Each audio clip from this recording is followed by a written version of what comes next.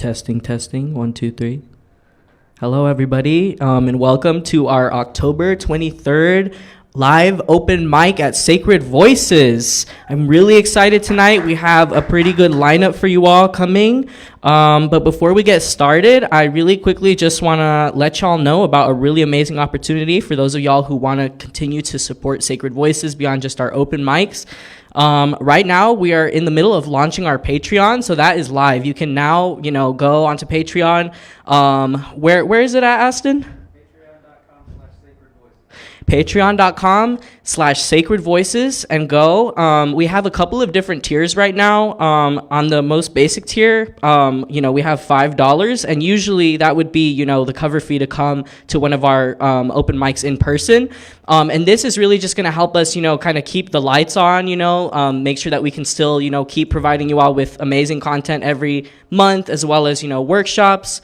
But then there's some other benefits that you get as well. So if you contribute, for example, $10 per month, that gets you access to monthly workshops by yours truly, as well as some of your other esteemed board members. So definitely check it out. It's a really great way to kind of hone your craft and, just get writing with us. In addition to that, you will also get access for that same $10 to after parties with yours truly, as well as the other board members and members of the Sacred Voices organization. And those are just really dope. It's a great way to kind of build community. Those are going to be like over Zoom and in person if y'all are here performing as well. Just to, get to know some other artists who are in the community, some of our featured guests. It's going to be really great. All of this starts in November. So starting November 1st, that's when we're going to be rolling out all of these benefits. So definitely get them, while you can. Get them early. So without further ado, we're just going to kick this off and get started. I'm going to be welcoming up Nicholas Evans to the stage. I'm really excited to hear them perform tonight. So give it up, everyone.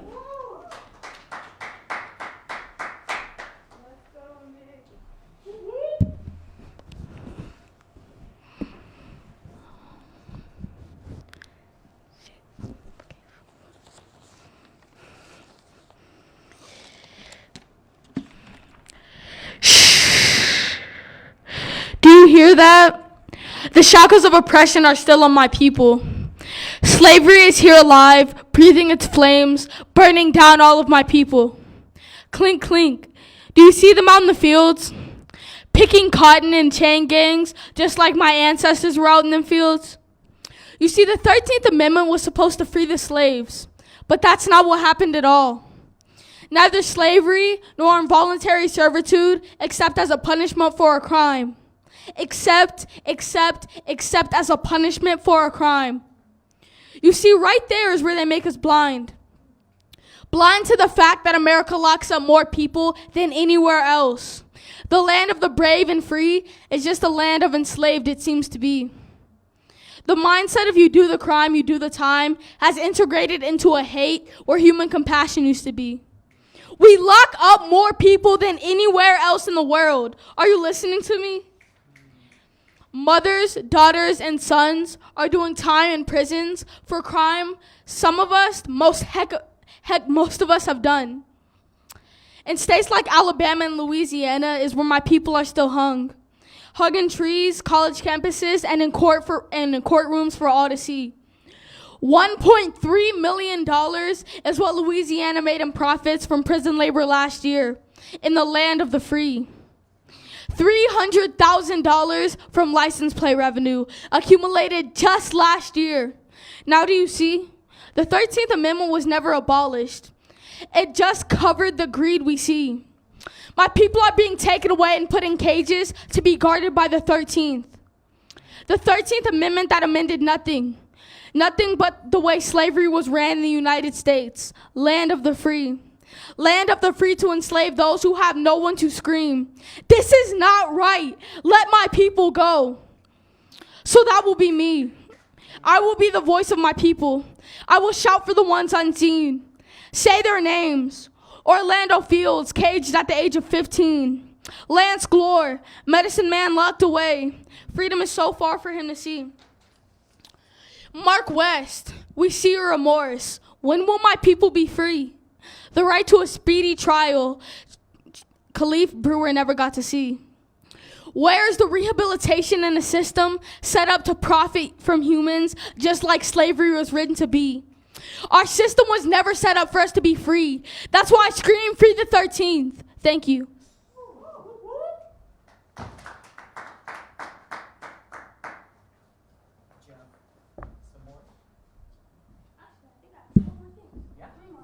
Okay. Were you trying to play music as well, or? Yeah, after this one. Okay, perfect. Thank you.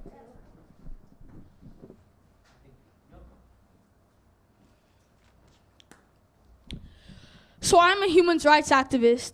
I use my words to bring awareness to social causes. For the past 8 weeks, I have traveled to the Take It Down rally in Pueblo, Colorado. Pueblo, Colorado has the last standing statue of Christopher Columbus in Colorado. We are still there every Sunday. If you can come out and support, here's a piece I wrote for the rally.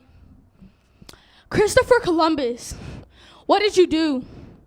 Did you fully understand what your existence would bring to Black and brown Americans like me? Your existence is eternal doom. When you sailed the 7 seas to discover lands unknown, did you understand the impact your presence would make? Christopher Columbus, I am calling your name. My ancestors are damaged, and you are to blame. Christopher Columbus, your name brings so much shame. Shame to the communities you stood upon to claim.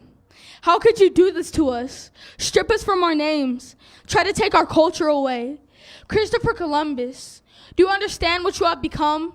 A shrine for all racists all around to try to become? Christopher Columbus, now do you understand? All of the bloodshed in your name has become your true legacy. Christopher Columbus, for this will be the last time I say your name, for it is not worth the breath of my lungs to repeat the pain. I will say names like Elijah McClain, whose life was taken by the hands of Aurora police. No justice, no peace is what my people are screaming. We are demanding justice before you receive peace. I will say Jesse Cedillo's name with my shoulders held high. I will repeat his name daily until justice flies and every grieving mother's eyes, every cop who stood around and laughed, every cop who said good job after a man's life was taken will see. They will see how life has a funny way of redemption behind the seams. We know you are crooked and your hands are not clean. Joel Anthony, I say your name with tears. Your family asked for help and received your death instead. Pueblo, Colorado, I hear your family's pain. I see the tears wiped away by the crying mothers longing for one more hug. I see the racist police who look up at a statue showing a racist love. I see we are forgotten by Pueblo PD after the trigger is pulled. A report of justified shooting is all we will see. Pueblo, Colorado, justice is coming for you, followed by the blood flowing from the citizens you have murdered standing behind the blue. Do you remember their names? Let me remind you. Frank Gonzalez, say his name. Michael Martin, say his name. Robert Daniel, say his name. Edward Valdez, say his name. And those are just a few lives lost behind the badge of blue. Statues of oppressors in my view. Where's the statue in Pueblo that looks like my people? Where's the statue for me to perceive my legacy? Is there anything in Pueblo that represents people like me? I am only 11 years old and fear for my life every time my feet hit the floor. Will this be the last time I get to wake up and look out of my front door? Will this be the last kiss I give my mom on her cheek? Will this be the last time I breathe? I am 11 years old and this is my reality. Please hear me. I am begging you to see. I am not a predator. I am just me. The 11-year-old me is begging you to see that your thoughtlessness actions are killing little boys just like me. Tamir Rice, Michael Brown, say their names. Sleeping in her bed, Breonna Taylor. Walking while black, Elijah McClain. Jesse Cedillo! We scream your name. You are now in our hearts, and Pueblo PD is to blame. They are to blame for your murder. We will not call it anything else. We understand what you did, Pueblo PD, and you should be ashamed. Jesse Cedillo, I will keep saying your name. Your mother deserves justice, and so does your name. I stand here begging for you cops to see we are people just trying to make a home to our families. Thank you.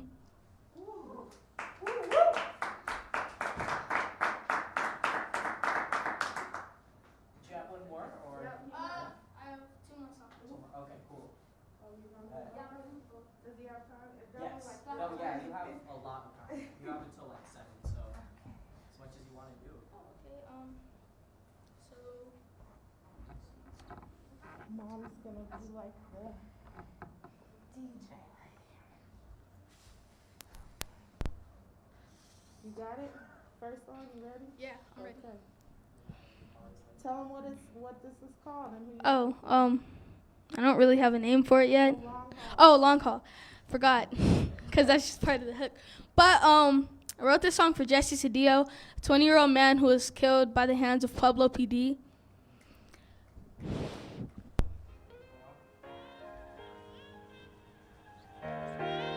He got them bands, man. Them bands, man.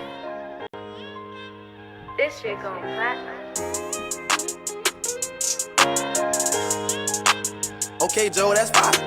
If life was easy, it wouldn't be worth living. God gives his best soldiers his worst missions. Everybody feels pain, although we hurt different. Some days I wake up, feel like everything on earth's missing. And I'm not trying to rap, I'm faded and anxious. Some people still give their least, but I'm still making my payments. I never told nobody no, because I hate being hated. And I didn't just along the blow, I know I can't be deflated. This is the long haul. Work all night, like I'm on call, I'm unsolved. I'm jealous of them people that feel unflawed.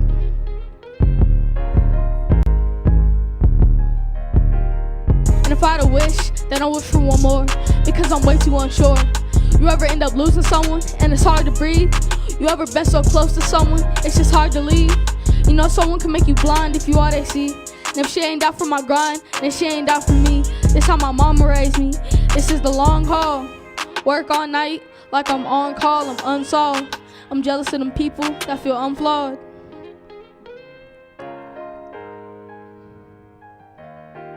And I only rap for people when they compensate me. Some of these Ray-Ban fans, yeah, they all kinda shady.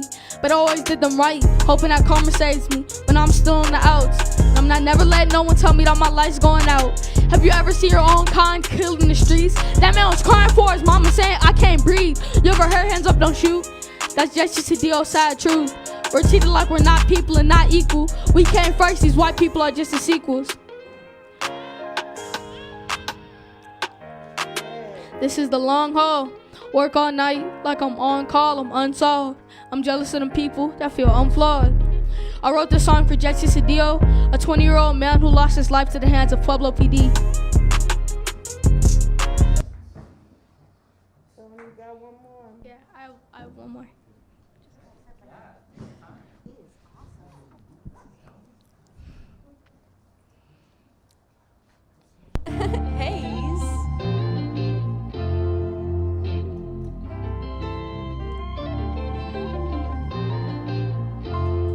He got them bands, man. Them bands, man. They try to make us feel less because we black, and they lock us up because they know the damage we can do when we come back and we attack. We got our hands up, but they still shoot. What's up with that? We gon' keep doing what we doing, ain't no change in that. And I'm proud saying that I'm strong and black. But then they eat off our place, then they lie to our face, then they run around telling stories acting like we the disgrace. And they come and take us from our homes, what's the problem with that? Why can't we just come together, we can steal the pack? This isn't white versus black, this is right versus wrong. Why is it legal for them to just come in and take me from my home? Why can't Christopher Columbus just leave us alone? We're gonna persevere through it and we gonna come back strong. Then they eat off our place, then they lie to our face, then they run around telling stories acting like we the disgrace. And we don't have to have our fists raising, our guns blazing. We can just hop on the mic and let our words change it. Let me mention a few of our angels: Elijah McClain, Breonna Taylor, and JC Cedillo. We're the world's strongest force on earth. They just can't see though. We're gonna flank from the back and maybe they'll see more. I want to remind everyone out there that this is not us against each other. It's us against the oppressors. We must stand together, and that's what the Sacred Voices is all about. But I want us to carry this out into our communities. We are being slaughtered in the streets, and the time is now. The time is we band together. The time is now, my people. We must become the leaders. I want you to remember those names that we have lost. We are the resistance. We are the team. We are the straw player. We are black. We are proud, and we will be the leaders.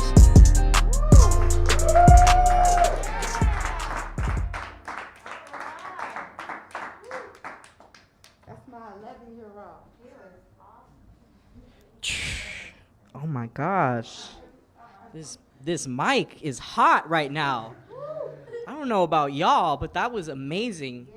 Oh my gosh, that was so inspiring for me.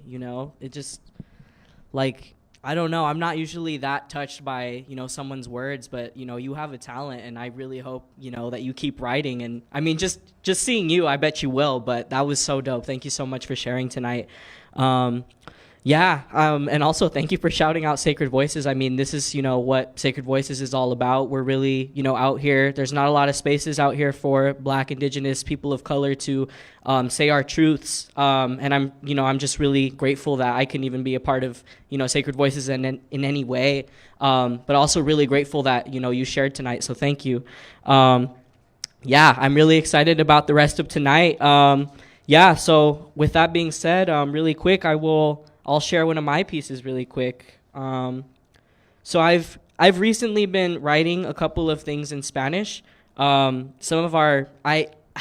kind of in the process of relearning how to speak Spanish right now. So like I can understand it pretty well, but I have a little bit of an accent when I speak it. But I think it's really important for me to kind of relearn that for my culture and just to learn my history and poetry and stuff like that. Like there's so many beautiful Mexican poets and stuff, and I want to be able to just read their work and be able to write my own poetry. So I've also just been teaching some workshops on behalf of Sacred Voices as well. So I guess this is another plug as well, but if y'all are looking for any of us to host some workshops at one of your schools, your high schools, your middle schools, I mean, hit us up. We're really open to that. We're really open to working with teachers, counselors, educators, really anyone who's trying to, basically get more young people writing. I'm really passionate about that, and I know, Sacred Voices as an organization is really passionate about that. So this is actually a piece that I wrote yesterday for one of the workshops that we did with the students.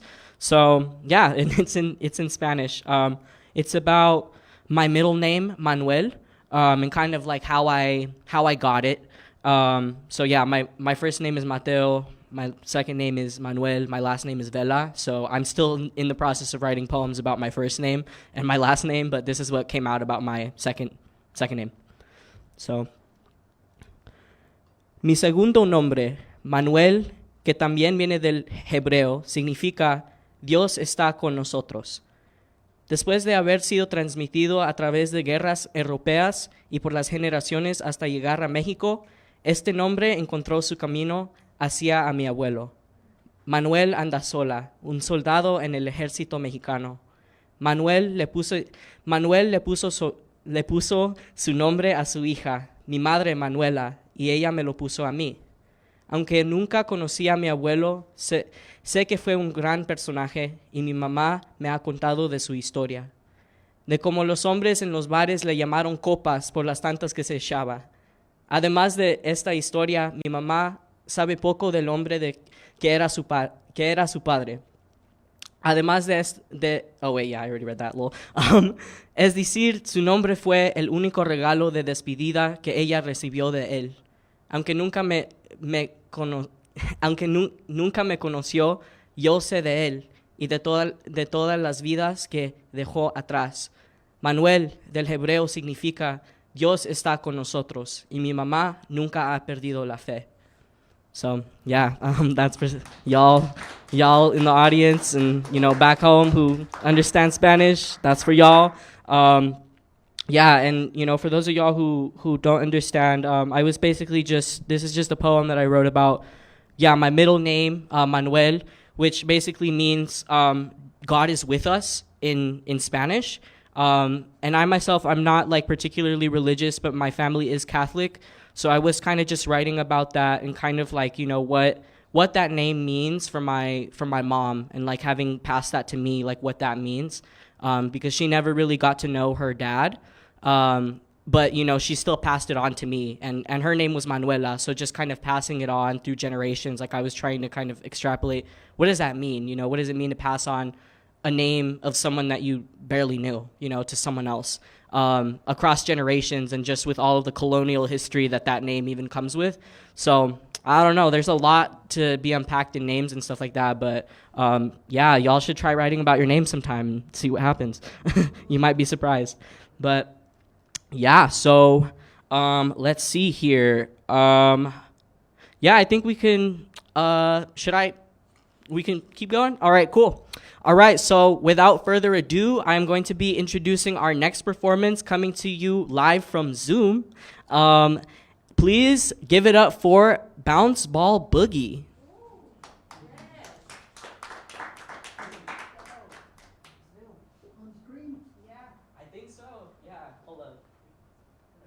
Hey, what's up, everybody? Audio check. Can you hear me okay? There we go.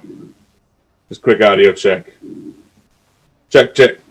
Yo, I'm Bounce Ball Boogie Woogie. Thank you so much for having me out here tonight. Oh my gosh, it's been such a crazy year, and I'm just so happy that we could spend some time, just reminisce on Halloween. We got 8 days, right? 8 days? Am I counting right? 8 days. 8 days of Halloween. It's going to be different this year, but we're still going to make the best that we can, right? That's all we can do. So check this out. I'm going to perform 2 tracks that I made just for Halloween this year based on everything that's been going on. And I hope you enjoy them because you can download them in my audio store at bounceballboogie.com. BOOGIE.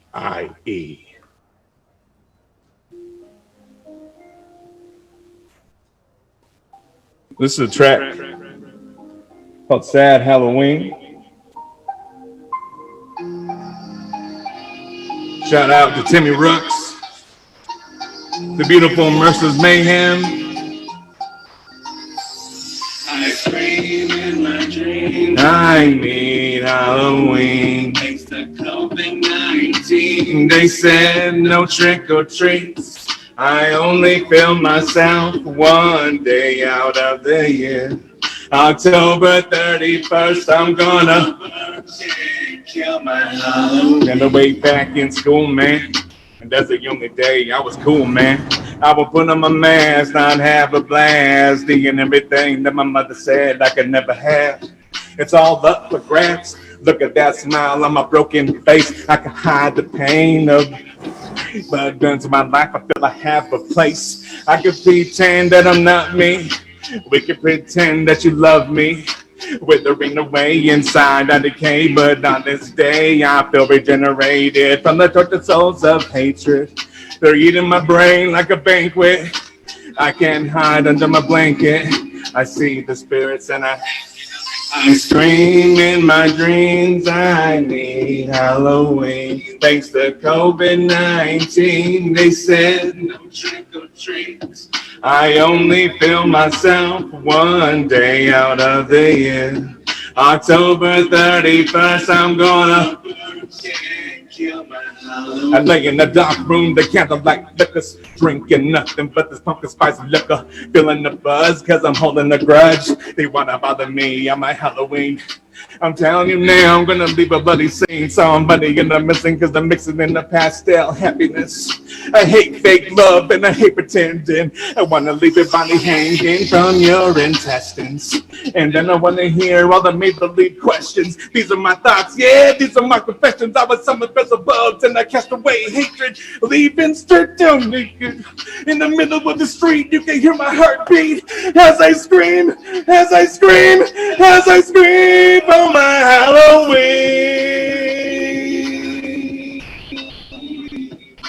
Hit it! Woo! No trick or treats. Come on. Share this right now. You see me giving you my all. Share it one time. One time for the bounce ball. I scream for my Halloween. I scream for my Halloween. I scream for my Halloween. I scream for my Halloween. Come on. Go download it for free right now. BounceBallBoogie.com.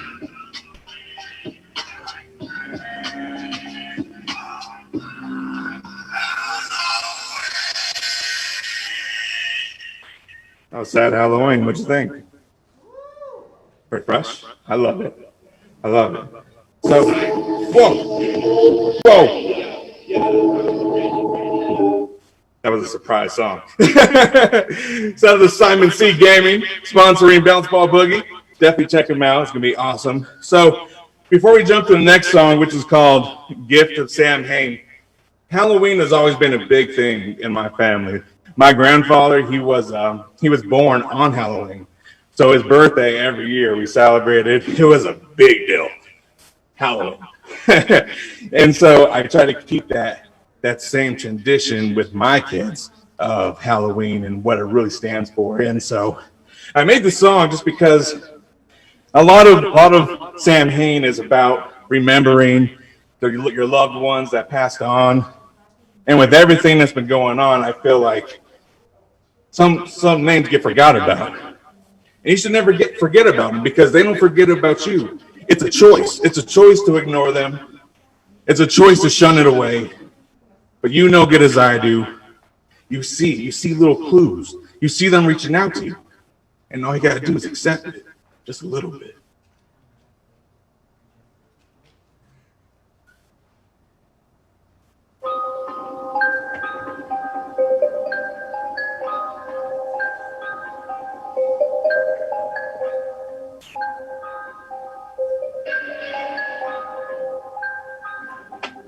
Come on. Follow me, human, as we walk in the moonlight.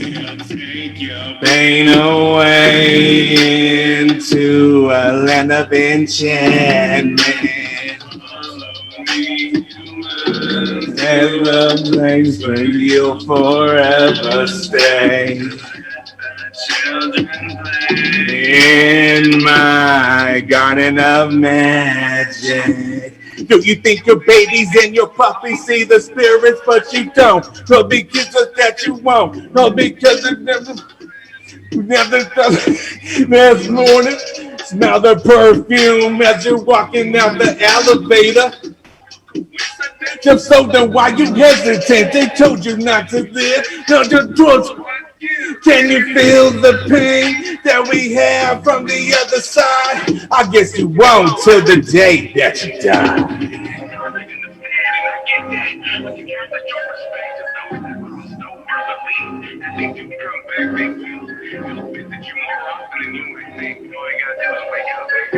Woo!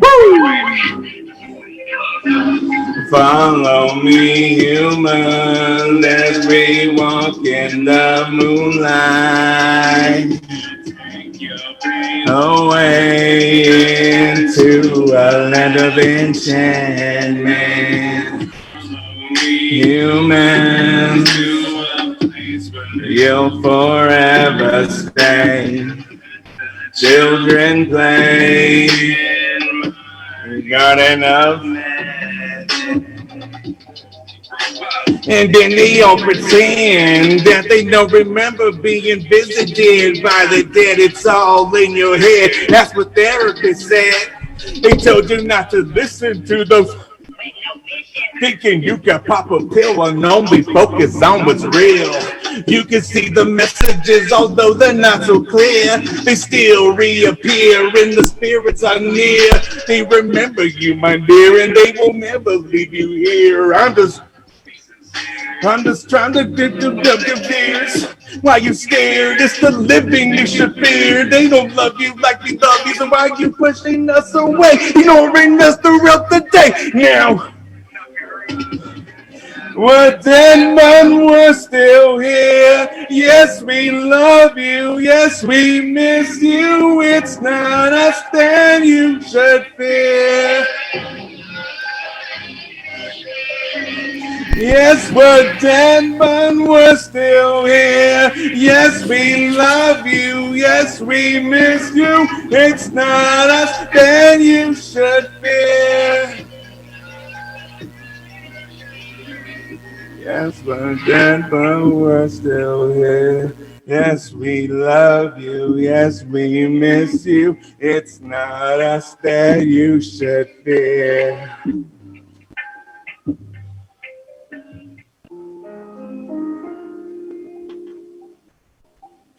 Woo, got to switch up on the audio tonight. I do apologize. But yo, those are my songs. Happy Halloween. Go download bounceballboogie.com. Tonight at 8 p.m., I'll be premiering a brand new music video called Basement. This basement is a horror story about what happens at night when people that are lost in the dark get caught by those that lurk in the dark. The basement should never be spoken of, but yet so many have been rumors of screams and their loved ones missing because of the basement. And this is remembrance of why we should never talk about the basement. Featuring Blackjack, the Phi Boy. Go on to YouTube right now, youtube.com/channel C/Bounceball Boogie. I love y'all. Have a good night. Thank you so much. Woo woo.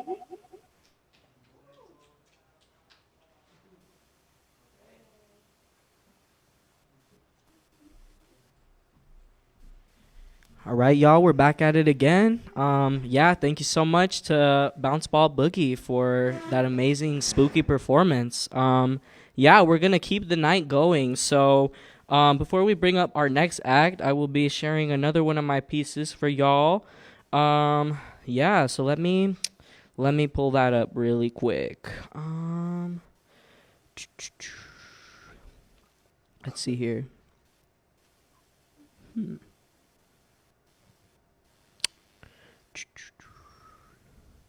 Oh, I remember what piece I wanted to do. Okay. So I was really inspired earlier by our first performer's performance. I feel like, yeah, right now there's definitely a lot of, like in politics right now, the climate is really tense, just with election season coming up, but then always with, constant police brutality and police violence. So I always feel like it's important to shed light on that issue. I feel like there's never, a time when it's, when it's a bad time to do that. So this is a piece that I wrote. I don't perform it super often. I only really perform it when I really feel like I need to. But yeah, so this is a piece. It doesn't really have a title, but it's after a line by Dinez Smith that goes, "Another brown man is dead, and now he's my ancestor. I was older than him before, but now he is endless." Dinez Smith. It is midnight, so I can hear my mom snoring from across the house, a rattling lullaby meaning safe. So I dig into the stash at the bottom of the drawer of the nightstand she's never opened or asked about, and I fish for my lighter and light. Open the window above my bed so I do not set off an alarm. The sill, an altar of ash and joint butts, a well-rehearsed ritual. My eyes glow red and smoky in lamplight and ceremony. I hear chirping crickets and howling dogs and chilling wind and a screaming siren. Deep sigh. Take another drag. Pray a moment for the siren's next target. Could be a racer or a homeless person or a lonely boy like me. Can't afford a roof to smoke under or skin to make mistakes with, and he might not live to see the sunrise. The night is still and the dogs cry louder and the moon is more somber, but the wind blows just the same, and my Jesse Hernandez poster is still smiling. Thank you all. Yeah, so without further ado, I'm trying to see if where our next performer is. Do we have Fuego Flames in the house? Fuego Flames, are you here? Oh, yeah. Okay, cool. Are you ready? Yeah? Okay, bet. All right, so without further ado, give it up for Fuego Flames. Yeah.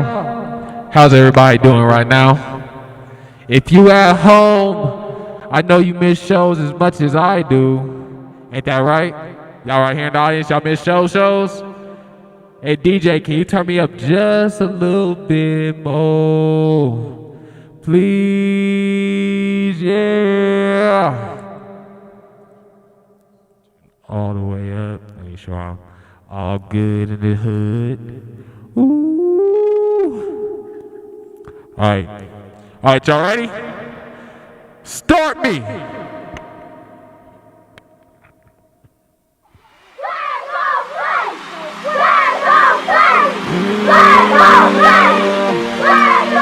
Take me some more, please.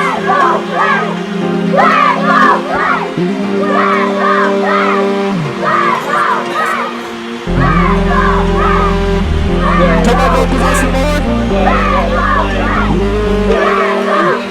Way go. Way go. Way go.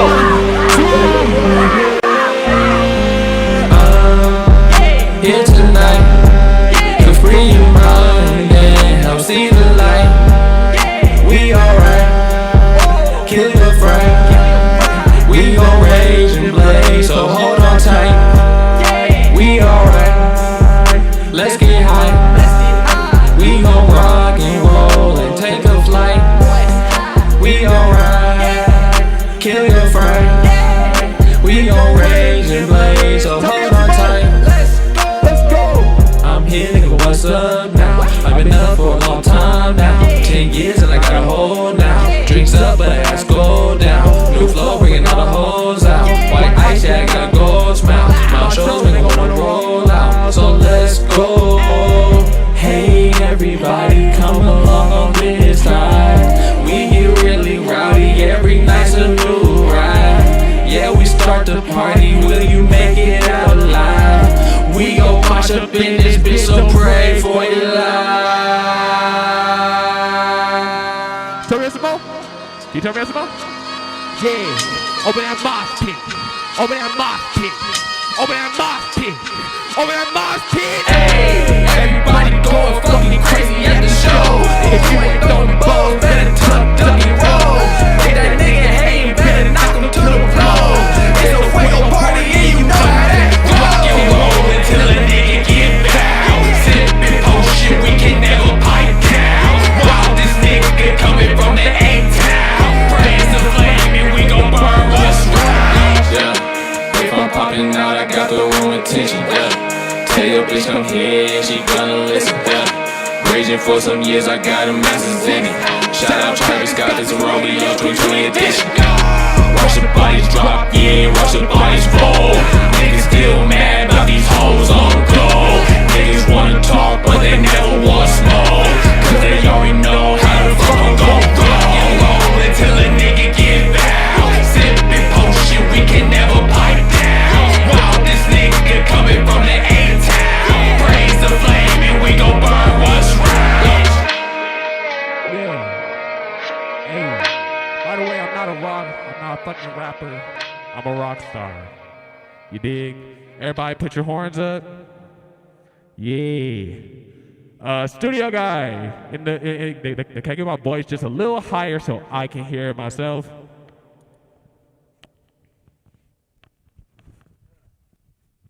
Already getting high in this thing.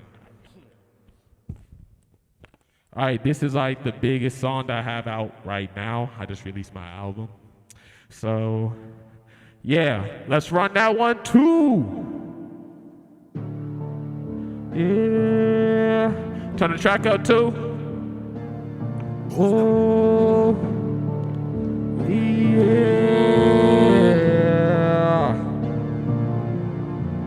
Baby wanna fuck me right after the show.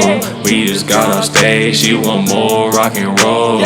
First she pop a pill, then she swallow me whole. Take it up a level, how long can you go? Have you ever had sex with a rock star? It's like free and everything, it's like driving fast cars. Take you on a wild ride, come and get it on the side. Like that fire that's inside, I can make you come alive. If that hoe she bad, then I'ma let her get backstage. Down to suck and swallow, only reason that she came. Bust all on the face, I don't even know her name. Pass it to my bro, I don't care if she got a man. If you get to fuck with me, it's like you taking ecstasy. I'ma take you on a trip and have you see your double knees. I'ma flip it a bitch will lose control of everything. Pushing on her buttons like I punched in GTA. She's like, damn, I love these thoughts. Open up that twat. Yeah, she got a bob. Whoa, the way she throwing top. Slime me like a mop.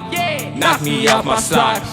Boys getting hot, baby wanna fuck me right after the show. We just got on stage, she want more rock and roll. First she pop a pill, then she swallow me whole. Take it up a level, how long can you go? Have you ever had sex with a rock star? It's like free and everything, it's like driving fast cars. Take you on a wild ride, come and get it on the side. Like that fire that's inside, I can make you come alive. All right, dope. How'd y'all like that one? Y'all vibe with that one? Oh, wait. Stop. Stop the music real quick. So this new song that I'm about to do, I just recorded like the other day. And this is the first start to my new album. I'm not gonna give out the name yet, but for the people out there.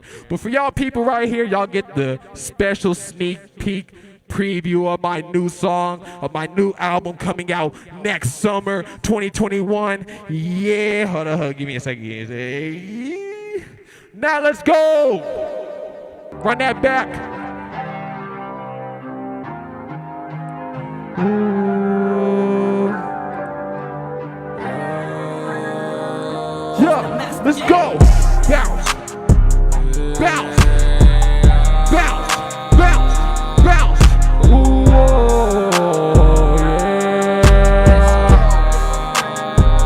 yeah. I've been inside and going out. I've been locked in my mind. It freaks me out what I'm feeling inside. It keeps me up, oh, in time. I let it out, oh. I've been inside and going outside. Do you know the pain in the days on the outside? If you wear your chains, wear your rings on the outside. They might match your brain for some chains on the outside. Yeah, mama's crying, people dying, and your loved ones all be lying. When I wake up in the morning, gotta wonder why I'm trying. Every time I shut my door, yeah, it got me paranoid. I keep turning on my head to these sirens and these noise. Things I see in my mind keep me up at night. It's alright, no fright. If you would've seen what I seen, would've saw what I saw, maybe you would understand why I ain't going out at all. I've been inside, ain't going out. I've been locked in my mind. It freaks me out what I'm feeling inside. It keeps me up, oh, in time. I let it out. Let's go. I've been inside and going out. I've been locked in my mind. It freaks me out what I'm feeling inside. It keeps me up, oh, in time. I get it out. Things I see in my mind keep me up at night. It's alright, no fright. If you would've seen what I seen, what I saw, maybe you would understand why I ain't going out at all. And that's my 10 to 12 minute set. I really have a lot of music, so if y'all want to check me out, I'm available everywhere. Tidal, Apple Music, Spotify. Just look up Fuego Flames and my name will pop up. Check out my recent album, Flames. I will have physical copies soon, so if you find me on the internet, please hit me up and you can get your copy. Yeah!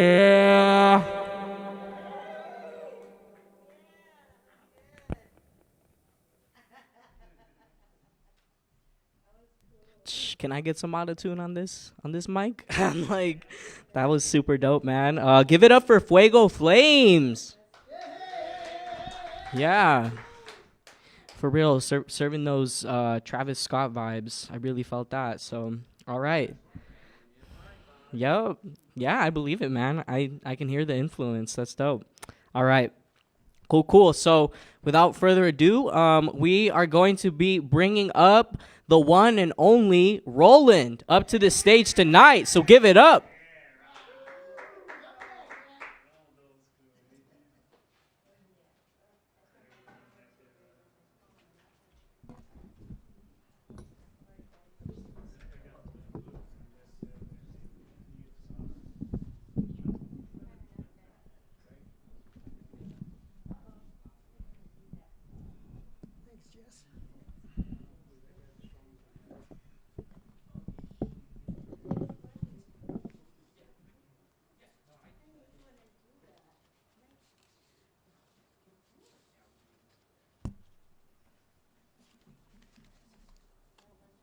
Good evening.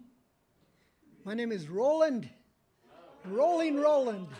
Hey, hey, hey. What do you say? Sometimes it seems like being a writer, the mind keeps on moving. There's nothing you can do about it. Yeah. So anyway, Roland is finding his voice and encouraging others to find their thriving interdependence. Hey, hey, what do you say? Sleeping in the hay? Time to pay. Yay. Let me move this just a little here. Every day is a spark in the story arc, a growth period in life, and the countdown, click, click, an endless tick, another second, another minute, an hour to flower, another day to work or play, the daily needs with different speeds for girls and boys, with happiness and joys into women and men, slowly going into a life spin or a whirlwind. The beat goes on, we laugh and we cry and we wonder why. We live in generations, the multiplications, searching for our vocations with some good reasons, meaning and purpose. Purpose. Pour the syrup on us. Or honey, trying to make the money for survival or revival. Time goes so fast, time goes slow. We all know, sometimes we're in a hole like a mole. Own a house like a mouse. Not happy in life, not even with a wife. A little or a lot, swimming in water or a steam pot. Cleaning up looking like a paint dot. As we climb up high and go down slow, we know how to lose our dimes making the dough. We all get motivated to take care of our needs, but at different speeds. Life in the fast lane will make you insane, yet life in the slow lane can be more of the same. So we sit down and cry and wonder why. Life is beautiful, life is sad, life is up, and life is down. As you get mad, turning around, and you think you can wear a crown. This thought in your head makes you think heaven bound. But now this white hair just appeared as your money disappeared. Where shall you go in the wind and the snow? To the right or the left? Up or down? It could be warm in the ground, fast or slow.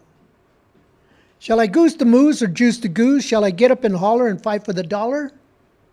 Or smile at the beauty and run for the cutie? Life can be fun, especially in the sun.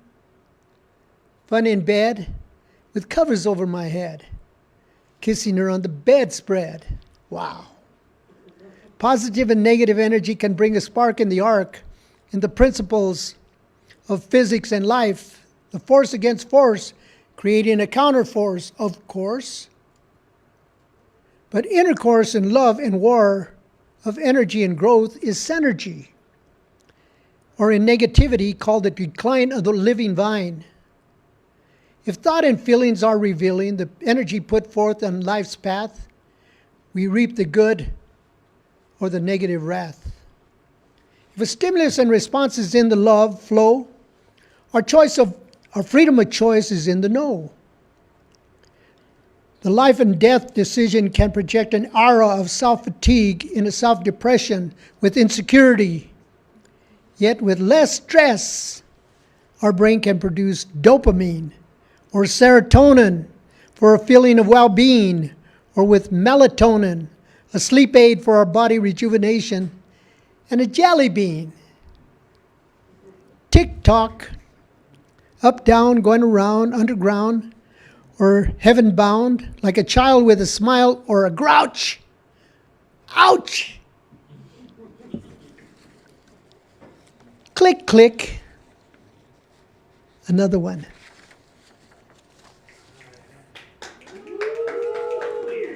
The endless tick and the talk to take a walk in energy and society for a synergy to win-win situation, or maybe devastation. If we do not walk and talk, can we sit and forget the nitwit in the White House, going to court in the big house with plenty of crooks, giving you bad looks? Dressed in orange, when they close the door hinge? If we all stand or fall, it can be ego or pride, very big inside. You decide. Losing your balance with a big head will create the spread of lies and deceit with words that you will eventually have to eat. I was one of those bozos that ate crow thinking of my waist. My waist didn't stink, but the smell gave me away. So I am piling it in one corner to keep the smell in one place. As I tried to do better for the whole human race, my ego and pride had to subside because I was out of balance. Racing in my ride to get more money, women, and alcohol, and about ready to fall. I had 3 tickets in 3 different counties and a suspended driver's license with no insurance and no savior for my behavior. My mother prayed for me. I did not know the power of prayer. Only the court dates were coming up.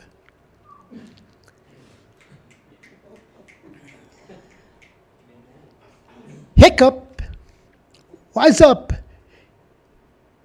you stupid fool, or you go down the cesspool. And then the magic letter came in the mail from the DNV, giving me a break after 5 years of government headache. So I went to court and the district attorney said he would let us plead to a no-point violation if we could get our driver's license. My doubt and despair changed to happiness and joy to save this boy. As I was able to drive and survive, now I'm still alive. In alcohol classes, I learned that I am my best friend or worst enemy, and I am the captain of my own ship, the master of my own destiny. I am the final choice maker. To each their own cup of tea, or to each their own poison, how you want to live and how you want to die, or lie. Hopefully, freedom is in the truth of the voting booth, as we try to do the best we can every day in every way. Read only if you want to grow and know the difference between good and bad, may be sad. Troubles are many, deep as a well, going into hell. Or shallow to be mellow and not in the poor choices, but going into better voices. This is the knowledge worker age. In the great time of arriving and thriving, with the amazing technology to understand the change to rearrange. This is a good life with motivating needs, planting the seeds with different breeds in diversity. This is everybody's world, and any moment, I think this is only my world. I am the problem. Wise up, head. Create a good spread. The TikTok, can we talk? Move the rock. Up, down, going around. Underground or heaven bound. Like a child with a smile or a grouch. Ouch! Hey. What do you say? Sleeping in the hay? Or time to play? Eventually time to pay. At 79, going strong, a graduate of Aurora Community College and Colorado Film School, raised with good work ethics and moral ethics, working in the fields around Brighton, Colorado, following the woman I loved to help the family she loved for 8 years, from 6 to 14 in a hot, dry sun. I had a good father, but I had a great mother, and her spirit lives, forgives, alive forever. Going into Bright On Audio, Video, Media Production and Distribution, LLC. I was one chosen by my parents to help them when they grew old, and it was my pleasure by any measure to give what they sowed in life and what I owed in life. Love.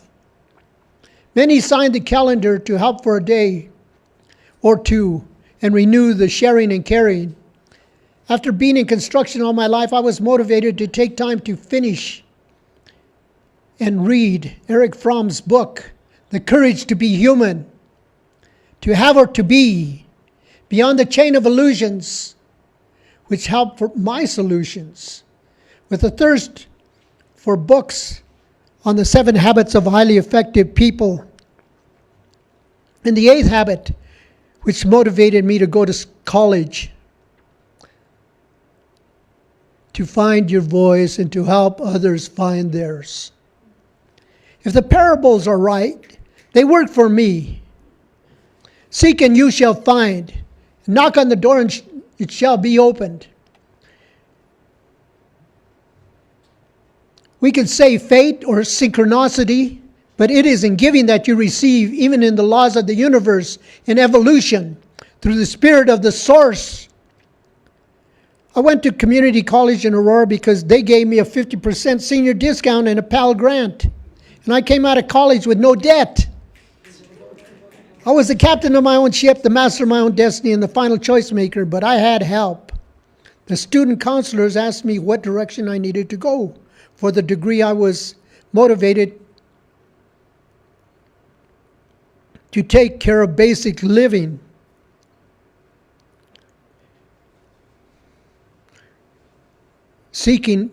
I was seeking it as the final choice maker. We are alive. We are all alive and die. But we need to be motivated to take care of our basic living. And we all have so much time to make time count. It is not the amount of cash, gold, or material goods, but the everlasting spirit that counts at the end. I cannot stop thinking about the greatest love of my life and how she did it with focus. No hocus pocus. But loving, caring, daring to work and strive for all that was in her life, giving us the knowledge and thanking 27J for educating her family. And when she thanked the school for educating her family, she went back and got her GED. Hey! Our number one caregiver was our mother. Dad did not ask me to stop drinking. Mom did.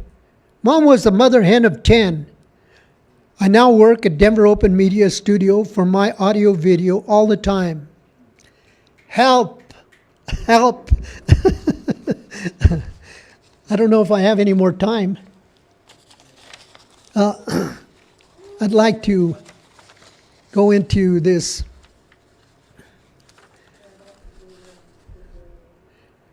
Roland, in a clear understanding in time and space and the matter going into business.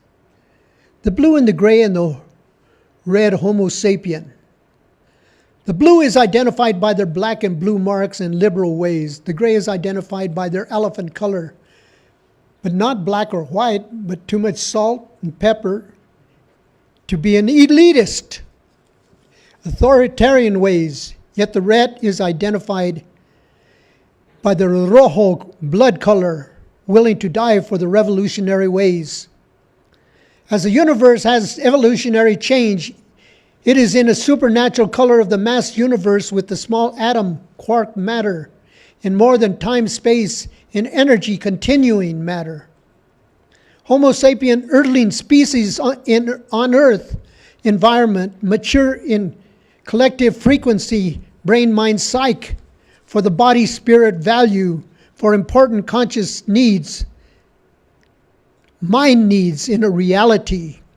Eventually, the ego and the self-esteem is corrected in a self-critical super-ego conscience for life morality and all new consequences of actions. The id enters the living color picture as the irrational, erratic, uncoordinated, instinctual process in the human drive behavior demands.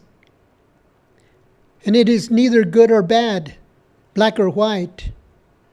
We're talking about the id. All human beings cannot control where, when, and how they evolve, yet the body is born with a defining DNA personality as a developing character is color stimulated and responsive to nerve feelings of brain, mind, intellect, and heart, soul, intelligence, with the freedom of a wonderful choice voice for life destiny. This is a color dividing point in human cultural feelings and associated differences in race and economic haste, in relationships where all rainbows thrill with natural color spectrum, in empathy or in a monetary material greed, substance needs in weird motivation and pleasure or pain for gain and competition, or different egocentric understandings. Now the source of evolutionary love is continuum.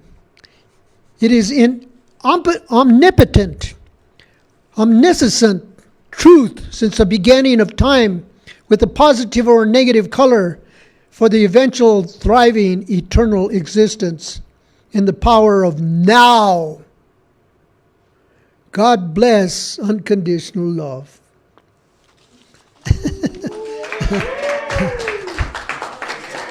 Thank you. Thank you. Time stands still for nobody, so that we either do it now or forget it. And time waits for nobody. We always have to understand. Thank you.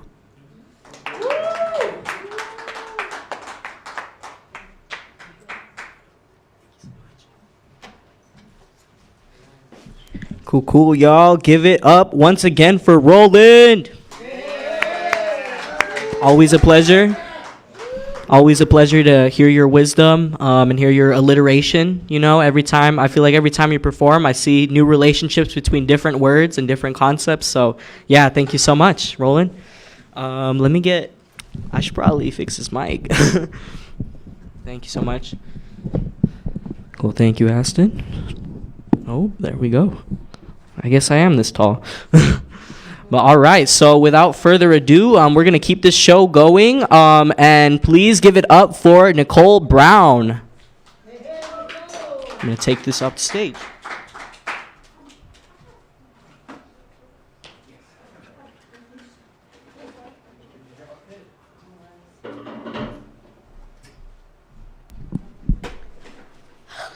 Good night, everybody. How's everyone doing tonight?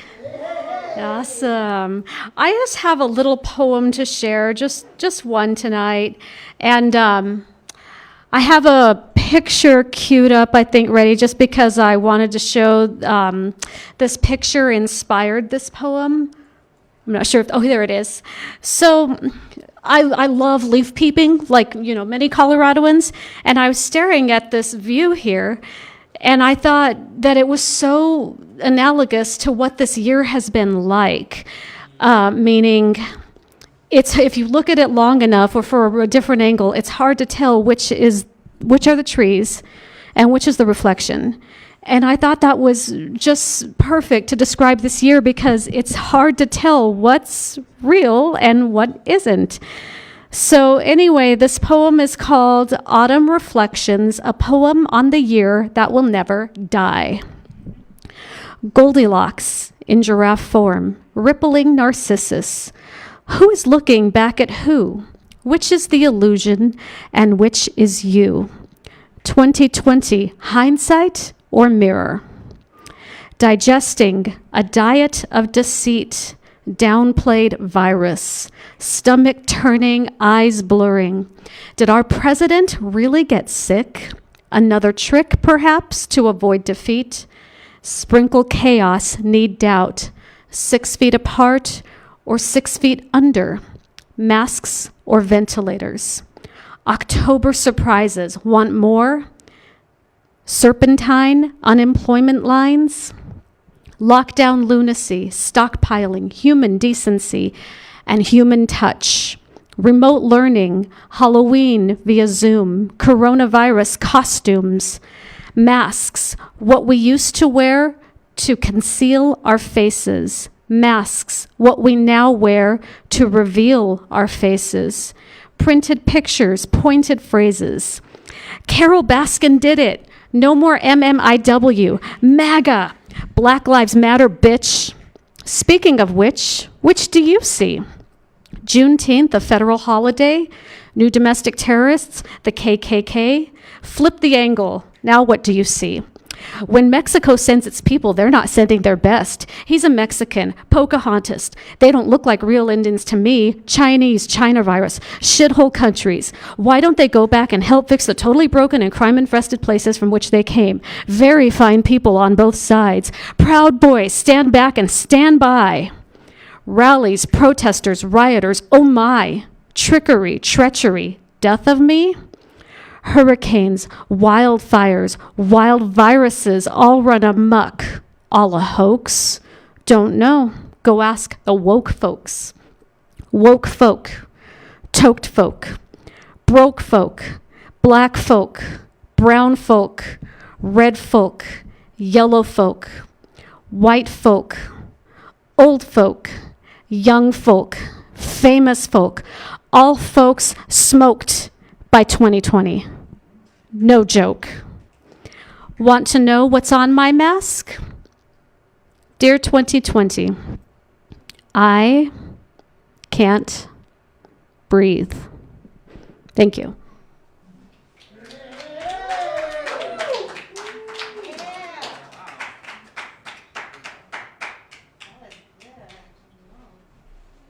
Yeah, that was really good. Thank you so much for coming out and sharing that with us. Wow. And yeah, I mean, 2020 has been quite a year, right?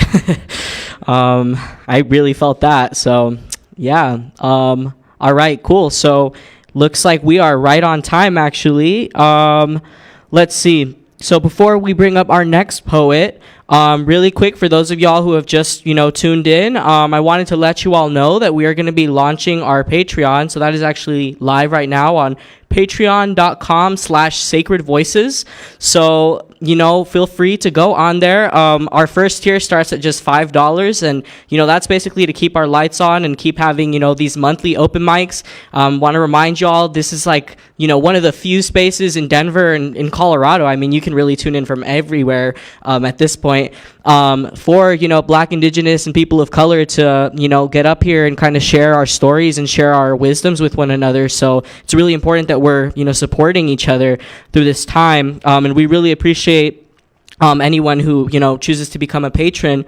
All right. Yeah. And then, so our next year is at $10. So with, just doing $10 a month, you get access to monthly workshops, actually. So monthly poetry workshops that are taught by not only yours truly, but some of our other really amazing, talented spoken word artists. And yeah, that tier also comes with other great benefits. For example, a Zoom after party. So y'all get to basically, after, the shows, y'all get to basically mingle with some of our, local Denver artists, artists from different places, and featured artists as well. It's a really great way to make community, especially during this time. So yeah, just $10 a month. I mean, you can't afford not to buy it, but yeah, so I guess, let's see. One last note as well. So all of these patron benefits will start on November 1st. So we're going to be rolling all of these out next month. So yeah, the early bird catches the worm. So come through and become a patron. Awesome. Cool. So without further ado, now I will bring up our next performer. He asked me to introduce him really quickly with this small bio. His sacred voice is for you. His stories are 100% true. Please welcome up Mr. Paul Asher.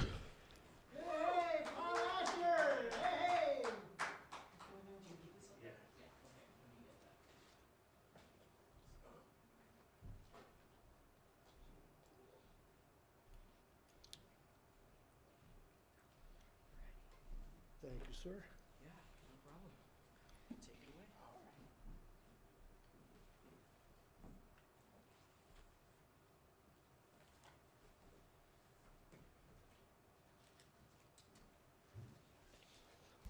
By the way, as he said, my stories are 100% true. And if you can't find the great stories in the truth that is unfolding in front of you, you're not trying very hard. When I was a little boy, I have a lot of memories. But there's this one memory that always keeps coming back to me.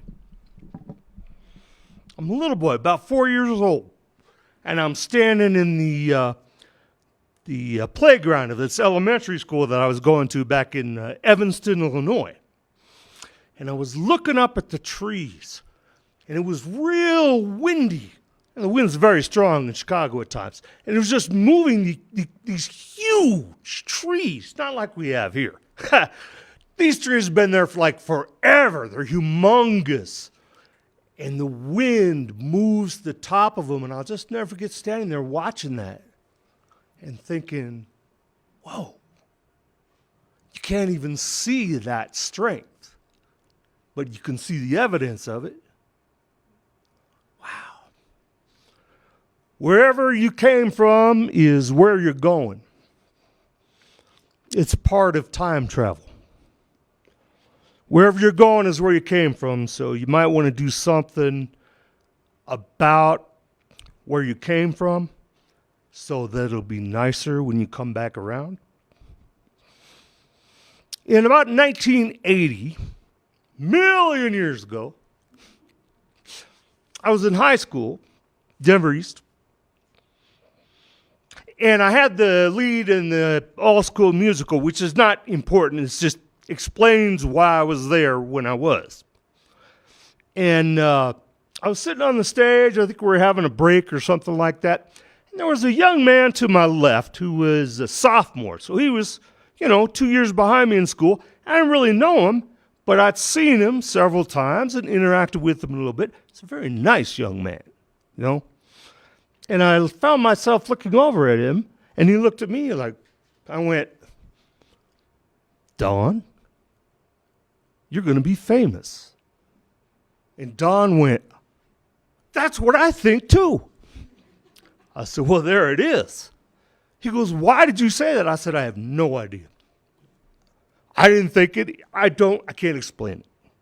And he said, well, but how? How am I going to be famous? I go, I don't know. You play the trumpet. He goes, oh, I hate that. I go, well, it's not that then. Hell, maybe it's acting. That young man is Don Cheadle. Everything comes back around. That same year, I was up at CU in Boulder for my freshman year, and I was sitting in my dorm room the first week with my roommate, which was a guy by the name of Gary Bevan, very nice guy from Cleveland, Ohio. And we had our door open, and man, like the first week of college is just crazy, man. Everybody's running around just doing everything at once. And there was this gal that kept walking by our room to visit somebody at the end of the hall. And each time she'd kind of glance in, and I'd go, hey, how you doing? And she'd keep going. And my roommate, Gary, he was like, do you know her? And I was like, I don't know. I think so. But I'm not sure. I don't know where from. So, not long. Here she comes again. I go, hey, how you doing? She looks in, she stares at me a little bit, and she nods, and she goes on. He goes, if you know her, why don't you talk? I go, it's not that kind of, it's not an attraction thing. I know her from somewhere, and I just can't place it. So Gary went down there and got her and brought her back to the room and said, Paul says he knows you somewhere. And I said, yeah, I'm sorry. This is really awkward. I can't figure out what it is, where it is. And she says, well, where are you from? I said, oh, Colorado. She said, well, there's no way you could know me. I never set foot in Colorado until a week ago.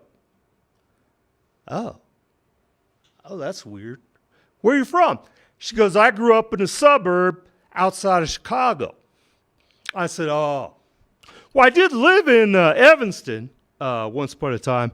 I went to kindergarten, first grade, and second grade at a place called Noyes Elementary. And she went, and I went, uh-oh.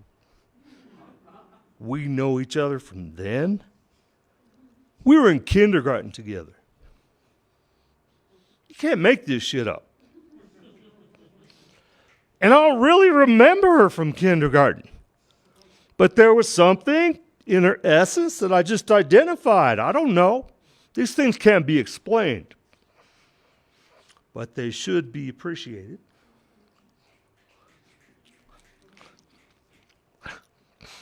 Once upon a time, a gal called me for a job. It was a very difficult sale, and I was hiring the people and training the salespeople because it was very, very, very difficult. I wouldn't even have you in for an interview unless you had a ton of experience. So I answer the phone. Here's a young gal on the other end. I could tell right away she's like way too young for this, you know, and she really wants the job. And I'm like, what? Do you have any sales experience? She's kind of trying to make something up as she goes along. I go, listen, I appreciate what you want. But I'm telling you, this is not the job for you. It's very, very difficult. And she says, oh, just give me the interview. I can change your mind. And this voice in me said, give her an interview. So I said, why don't you come in tomorrow? I'll give you an interview. I told the other manager about it. She was like, why did you do that? She said she's not even remotely right. I go, she's not. She won't be able to do it. But tomorrow's Friday afternoon. She probably won't even come in, you know. Next day, Friday afternoon, boom, she shows up. Okay. We sit down. We have the same talk. I give her the same explanation. I swear to God, if I even thought you would be capable of doing this, I'd hire you. But I'm telling you, it's not going to happen. And she says, well, I really appreciate your time. I hate my job, and I don't want to go back there. And I was like, wait a second. What job is that? We haven't even talked about that. Where have you been working? She said, well, I work at this bowling alley, and I don't like it. I have to close, and I don't know. There's just some people around there that make me uncomfortable. And the voice said, hire her. And amazingly, I said, you're hired. Come in Monday morning and I'll train you. The other manager, what are you doing? I have no idea. The voice said hire her, so I did it. Monday morning, she comes in. She's in tears. I'm like, fuck, what have I got myself into now? I go, come in the office. What's wrong? She goes, what's wrong? Oh, yeah. She goes, did you watch the news? Yeah. The bowling alley. Oh, my God. Sunday night, someone came into the bowling alley, killed the 3 people working there, robbed it, and has never been caught. I told her to go home and come back on Wednesday. We'll train you then. I need a couple days to recover. I didn't do that. No, I just listened. Sometimes I don't hear as much as I want. All I do is listen. I'm not some miracle worker. Gets better. She was terrible at the job. One day she kind of looks in the office. I'm like, hey, she goes, well, I'm going to have to leave. I go, you gave it a much harder try than I would have expected. All right. I'm really glad we got to meet you.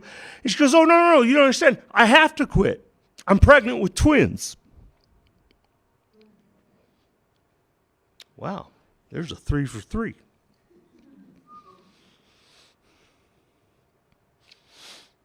Once upon a time, a woman here in town, not all that long ago, was murdered at a motel on East Colfax, which is not that odd, okay?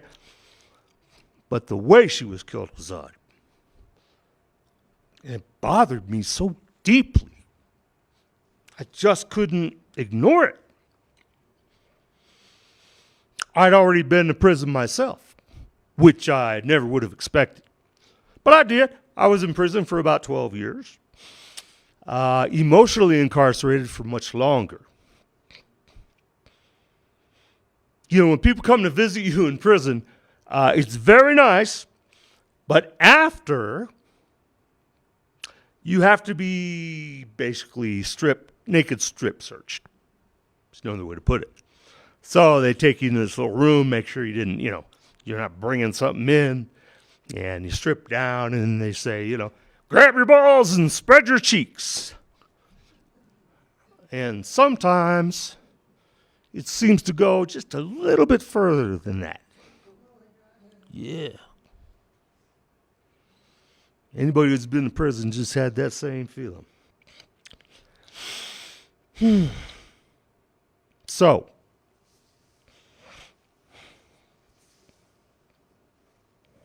when I went to prison, my son was a young boy.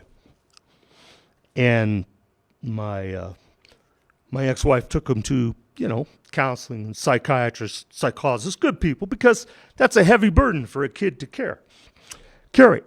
And this isn't ironic. Out of all the people in the city that could have been seeing my son, it was Don Cheadle's father. Where you come from is where you're going.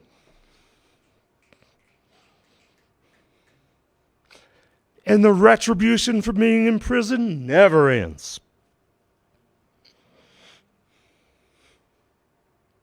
I knew 3 guards that committed suicide while I was in prison. 3 guards! How fucked up is that job? I don't have anything against guards. They're state employees, Shit. While I'm in there, I don't like them, but I don't have anything against them. You got to do something about all these empty prison beds. Because I'm going to tell you, they're real easy to fill up. Real easy. Oh, they'll always find a reason. Those people trying to come in the country. Hey, you private prison guys, build a couple places down there. It's all yours. We'll give you all this money. Boom. It's easy. You got to get rid of them. I'm telling you because I'm old. I'm just a piece of furniture in the corner at this point. It's your lives, not mine. You got to get rid of the prison beds.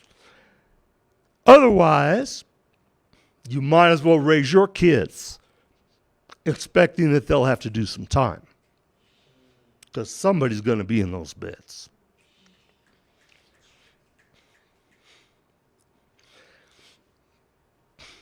The woman that was murdered, I still can't let it go. It bothered me so much I went down to where she was murdered. And the way that she was killed, it's beyond, I couldn't believe it. And I just had to stand there and say, why can't I find something about this? And while I'm standing there, I hear this crow behind me just screaming. And I turn and I look up, and here's 2 crows standing on top of the same light pole. And they're just screaming at me. I don't think they want me here. I think I'm going to leave. And I did go home. But something else came home with me that day. A spirit I had never encountered before. When the time's right, I'm sure I'll see that spirit again. But in the meanwhile, where you come from is where you're going. Thank you.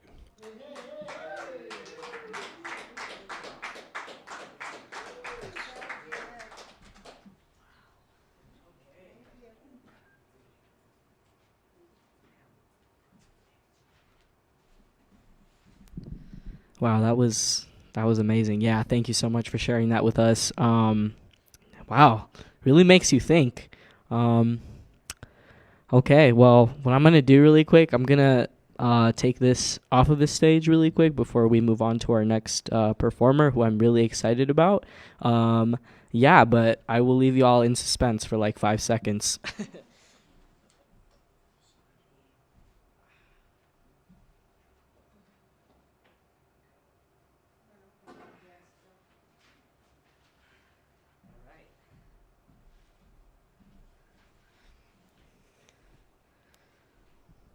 All right, so I'm really excited to be bringing up our next performer today, who is one of my really amazing, beautiful friends who I have not seen in, like three years at this point. So I'm super grateful that she was able to make it tonight, all the way from Aurora, Colorado. The the beautiful, the amazing Mahogany McIver. Give it up, y'all.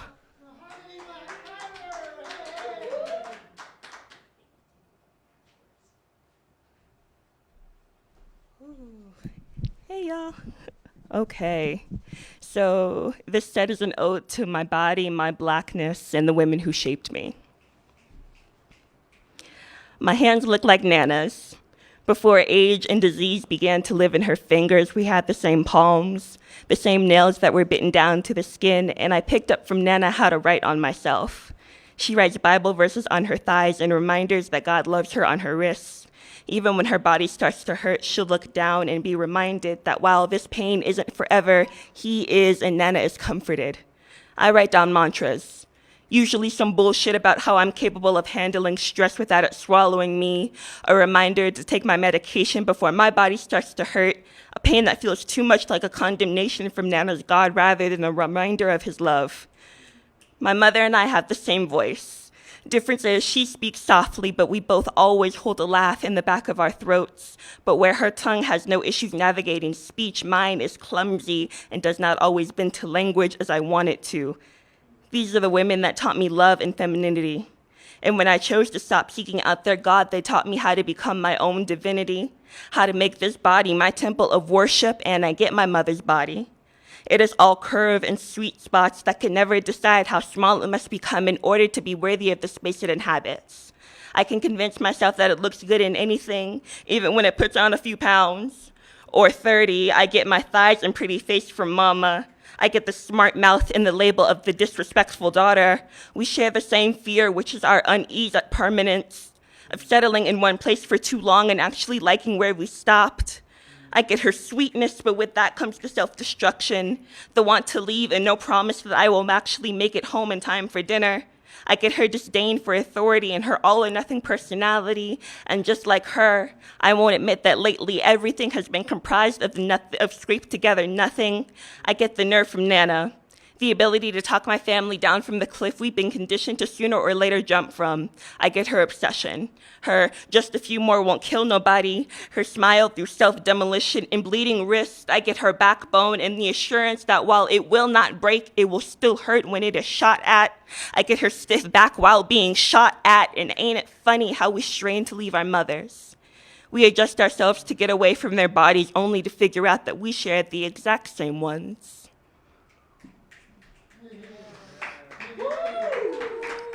Thank you. And then this next one is called Grandma Says. Grandma watches the news in my living room. We see a news report for another Black Lives Matter protest. This segment is shorter than the last one. She scoffs, sits up a little straighter, a little more entitled, and says, look at them. Ungrateful for the opportunity America has provided, those thugs. She pauses, looks over at me, a minority in my own house. Those thugs, she continues, need to drop it and move on. I go into my room and do not say what I am thinking, that my very white grandmother most times opens her mouth to speak and nothing but white noise comes out. I'm sure she's saying something, but all I hear are the angry waves of grain. Grandma doesn't hold a conversation. She can't. Talking will turn into disagreeing, disagreeing will turn into yelling, and yelling will end up with her saying some racist shit about the racist shit going down at the border, but Grandma isn't racist. Says she has a black step-granddaughter and a black-ish grandson. She can't possibly be racist. Her support for kneeling, so long it is on the very neck of those she deems dangerous, and the threat that her anger is like shotguns, all aimed at me, all aching to be emptied, proves that she is wrong. But for the record, Grandma loves soul food, but says she can make it better than my mama. Says she sometimes feels black while eating it, but of course, the feeling always goes away when she's done. Then I got one more for y'all. Thank you. I don't want kids. I don't do well with fragile items. I have a tendency to drop them and sweep the broken pieces underneath whatever I can find. Maybe it's because they're expensive or spoiled. Or maybe it's the fact that I've seen the women in my family bend over backwards for theirs and I don't see myself as that flexible. Maybe it's because I'm scared they'll end up just like me, all mouth off fist, a broken off button, and a broken body to follow. Maybe it's my issues with men and what I've been told they stand for, and maybe I'm still angry at a father who forgot how to love me. I think I'm still dealing with the way he called me baby girl after Slipper hit my cheek, or how he called me pretty when I cried because I was hungry. I cannot have a daughter while I am still learning how to be one. I tell my nana I'll never get my body back, that I like my hips, thighs, and cellulitis stomach the way they are. I remind her just how deep pain runs in our family. I remind her that even though we all inherited talent and bodies that make fire jealous, we come with a warning. We are an addictive family, drawn to one thing or another, or another, or another. We pass down our guilt. And if it's my kid, it'll have everything, for better or worse. Nana, you remember me when I was younger, gifted with the ability to gray your hair like no one else before, and those genes run strong in this family. I tell her that's why she won't be getting any grandbabies from me, but she's convinced I'll change my mind. Says she didn't want kids either, but 2 daughters, 4 grandkids, and 14 great-grandkids later, she's never once regretted it. Nana does not look me in the face when she says this, though. I tell my mother I like my vagina the way it is. And because we've got that kind of relationship, she says she likes hers too, that I'll get past it eventually. She tells me to marry rich because although it'll snap back on its own eventually, some surgery will make it camera ready again, and it could be because I know the world is real nice to little black babies, regardless of how sweet they may be. The world don't know sweet black babies. It knows push them aside, knows push them out and away and keep them there. Don't know that's my son. That's my girl y'all keep pushing out. Why the hell y'all keep pushing them out? And I've been thinking about babies since I was playing with Barbies and she didn't want none either. But maybe I'll wake up one day and want a whole gaggle of Rugrats. Maybe I'll get used to the idea of being called mother. Maybe I'll get over my issues with men and learn to accept that they are not all following my father's careful blueprint. And maybe I'll grow accustomed to my back bending out of shape to feel like I'm doing something for someone else for once. My best friend tells me I'm young, says I've got plenty of time to worry about my body becoming occupied. She tells me to breathe. She says to breathe for me because God knows we've got more than enough time left to practice breathing for anybody else. Thank you.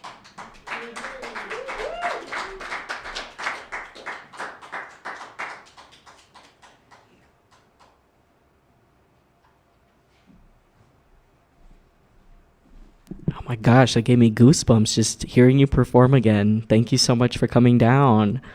Wow. OMG. Okay.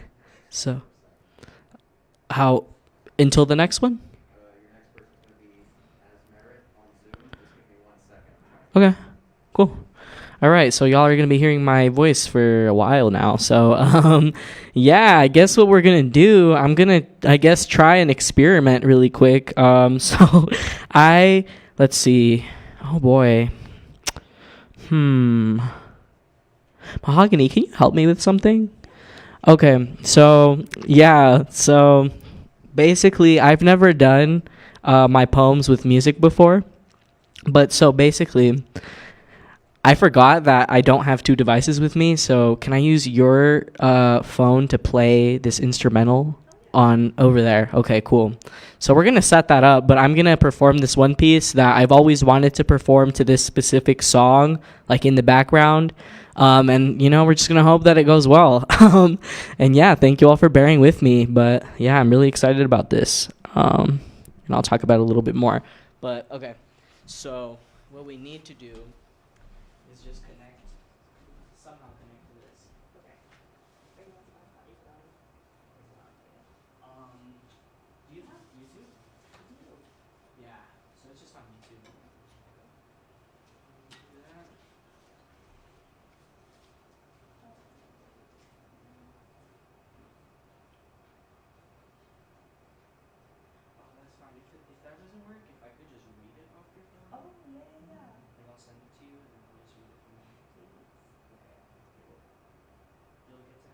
My own little keepsake.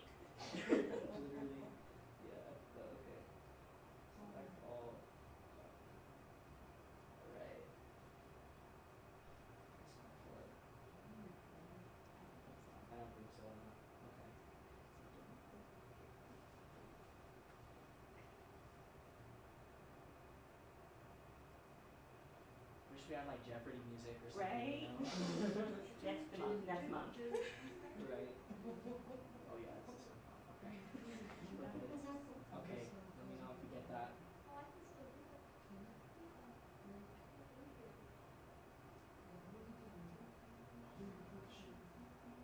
Forgets. Wow. I don't have my. You know what? I'm just gonna ask him to play it from over there. Okay. Because I just realized that this. I don't have an aux cord because I have an iPhone. Yeah. What's up? Can you see The what? the text you just? Oh yeah, me. It's up to you. Yeah, I don't know why it's not coming through. Oh, okay. Okay. Yeah, let's have them go and I can figure out how to do mine after them. Lol. So, this is our 8:30 slot, right? Okay. Or who? Oh, okay. Cool. Perfect. Just making sure. All right. Never mind, y'all. So I will go after this, our next performer. Yeah, so give it up, y'all. We have Asmarae Tesfaye coming up to the mic right now. Are y'all ready? Yeah? Or are they on Zoom? They're on Zoom? Cool. Perfect.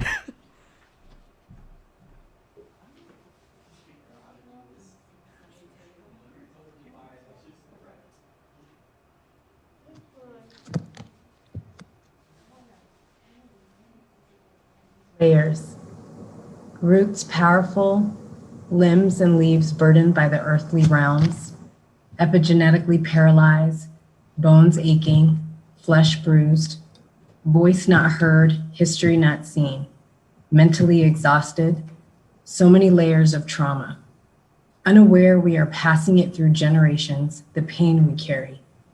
Unaddressed, unassessed, emotions, tears, an automatic default to hold it in because we have been told that we can't freely express ourselves, the feelings we can't feel. Inhumane, isn't it? But apparently we are not human. We are so much more. Our shoulders heavy, our backs and neck full of knots and tension, never healing, so our heads hang low and our voices restricted, our walks tired. We are beat down by the hypocrisies and the fear of who we are. We are the roots. Our leaves have always shown hope. We never gave that up. As a people, that is how we continue to live and move forward. But that is not enough. We have layers we need to get to. We need to feed our soil. Our branches need to revive, and our leaves need to tell our story. Our human anatomy, our nervous system has been tampered with for hundreds of years. We have to remain in our layers, no longer fleeting. We must diminish the generational trauma. If we can handle years and years of inequity, stigma, violence, mental health, and we are still standing, then we must address our layers. The healing must begin. Our roots need to match our crowns and everything in between. Layers. That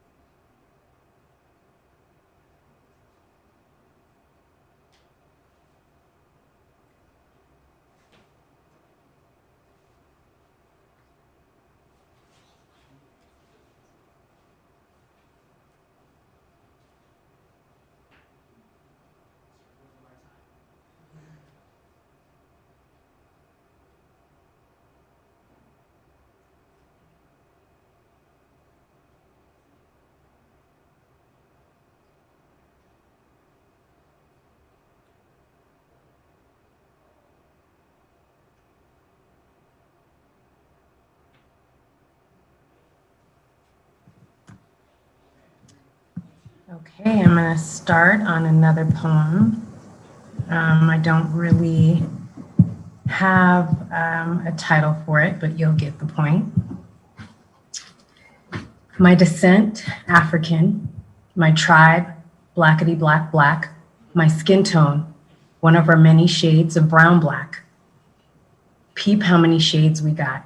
My daughter, black. The dick that went up in me, black. The way I love and make love, black. The way we walk, black. The way we move, black. The way we dance, black. The way we hang our heads and lift them up time and time again, black. Resilience. The way we create, black.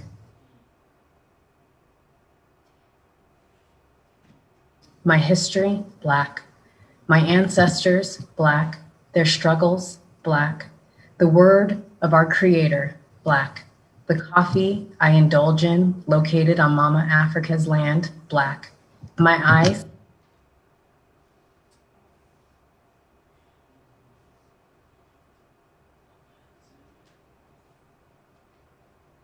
black. My pay, historically black. My bank account, historically black. My fight, black. I root for everybody black. My depression and anxiety experienced, epigenetically black. My generational curses, black. The warrior in me, black. My features, generationally, African black. My rock, my mother, black. Her cooking, African black. My hair oil, black. My coils, black. My hands and pen, black. This message, black. Thank you.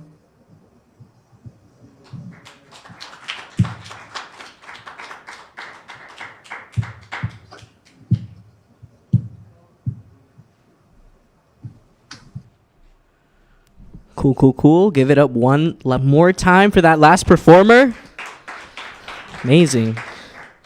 Y'all, we've had a really good lineup this night. Like, I'm really, honestly, so honored to be here and hosting for y'all tonight. All right, cool. So it looks like, let's see, our next act will be up in a couple of minutes. So I guess I have a little bit longer. So hopefully we can figure out how to do this next piece now. Yeah. So I can text you like the link to the, if you want, I can text you the link to the music. Would that work or no? Okay. All right. So I'm gonna do that right now. But in the meantime, how's your night going? How is everyone? Y'all doing good? Y'all can't hear it online, but there's clapping, so I think we're having a good night. But yeah, so this next song that I'm gonna be playing, well, it's not my song, but hopefully we don't get, copyright infringement for what I'm about to do, but so this song it's called To the Moon by Fora. He's like a rapper. It's like such an emo song, but I really like Fora, so I'm gonna play it to this poem that I've performed this poem before, but y'all are getting a special treat because I've never done it with the back music, and I've always like pictured it and been like, yeah, like it's gonna be so cool. I'm gonna just like be all like emotional playing this song and playing this, poem over it. But I mean, we'll see how it goes. Yeah. So let me just text this really quick to Aston. Sacred Voices page.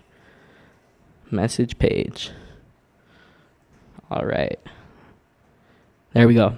So Aston, it should be in the messenger right now. From my main account, Mateo Manuel Bella at Facebook. All right. We could turn it down a little bit. That would be great. Cool.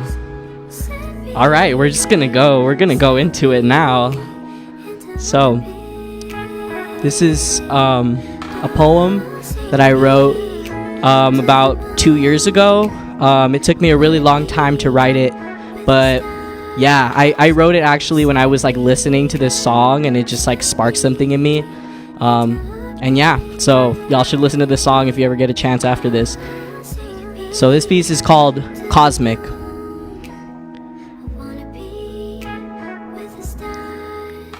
We used to say our love was cosmic.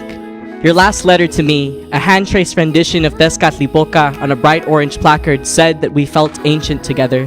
You wrote that you had had a dream, you, me, on a beach in San Francisco with him. You didn't know what that meant, but you knew I had always wanted to move to California and that he was the Aztec god of self-reflection. I knew how much you loved the sea. You would hope that he could help me through whatever I was going through. You always spoke like that, simple yet understanding, a contrast to my constant noise and need to comprehend. I remember our trip to San Francisco, where you held my hand at the edge of the Pacific and said, "I want you to meet my mother." The clouds parted and the ocean grew warm at our feet, as if to offer us her blessing. I thought of the oceans our parents, our ancestors had crossed for us to meet, how warmly they must have smiled down on us then. I think of the blessings our mothers gave us, your mom shuffling hurriedly around the house, uneasy with premonition. You asked, "¿Qué traes, mamá?" Y ella te contestó con su intuición materna, "Tú y Mateo se van a casar."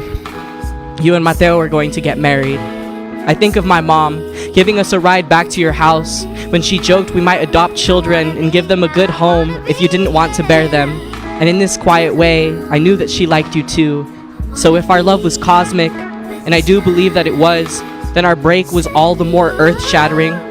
I have struggled to write this poem, this epic, for the past year since. It was never easy for me to write a love poem for you, as I am a perfectionist at heart, so I wrote so many it pains me you may never get to see. To string together our love into a coherent composition would have been to imply that our love was anything but timeless. It was a crisscrossing of lifetimes I could never contain. Truth be told, I never thought that we would end, so I never thought to write one. Part of me still doesn't believe that we have. As we used to say, time doesn't exist. But as indignant as I am only human, and the grief I have felt for your loss has been one of the greatest wonders of my world and demands I approximate the feeling nonetheless. So, we were two astronauts, plunging headfirst into the sun, and wasn't it so warm? You made my heart leap. I would have broiled just to be close to you. I paid no attention to the warning signs, this radioactive heat, threatening to poison us, destroy us if we flew too close. I had never felt a touch light and pure as yours.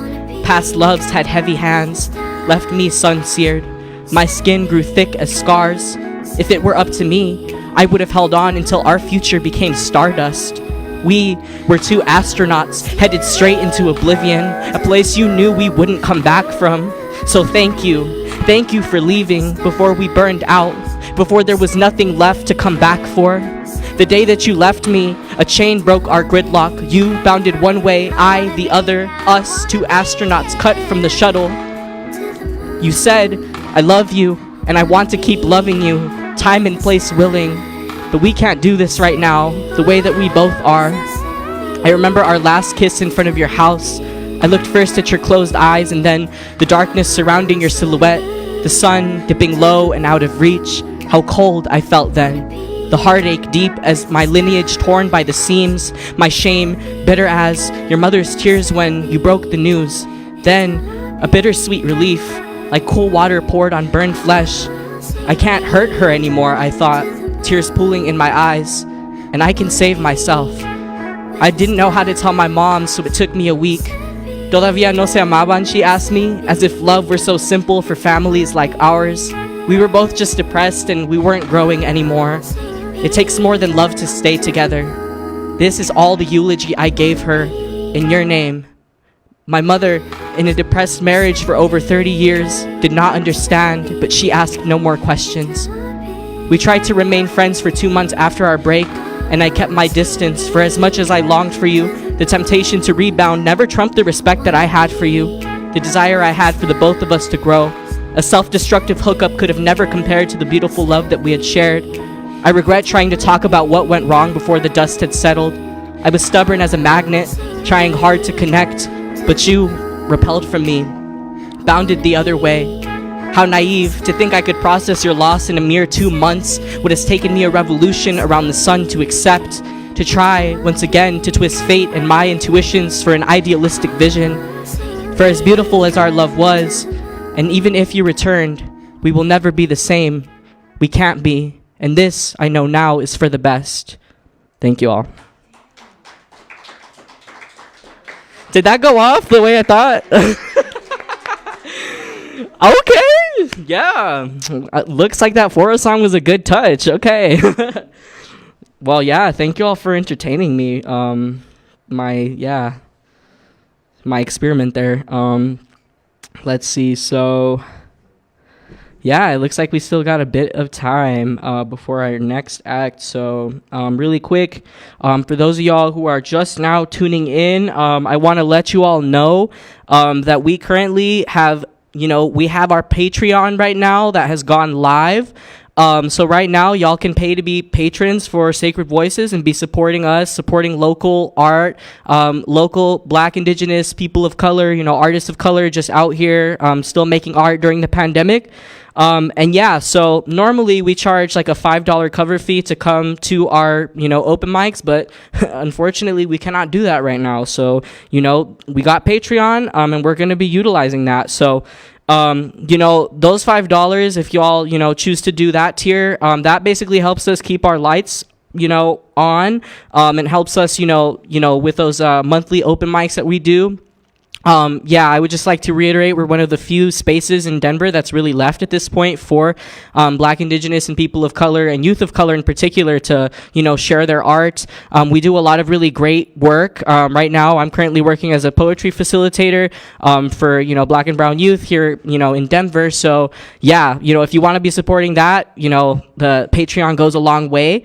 We also have a $10 tier right above that, and that gives you access to two things. So one, that gives you access to actually monthly poetry and art workshops. So they will be actually taught by myself and then some of our other esteemed board members. So if y'all want to be a part of that, you're looking for some inspiration, this is a really great way to get involved.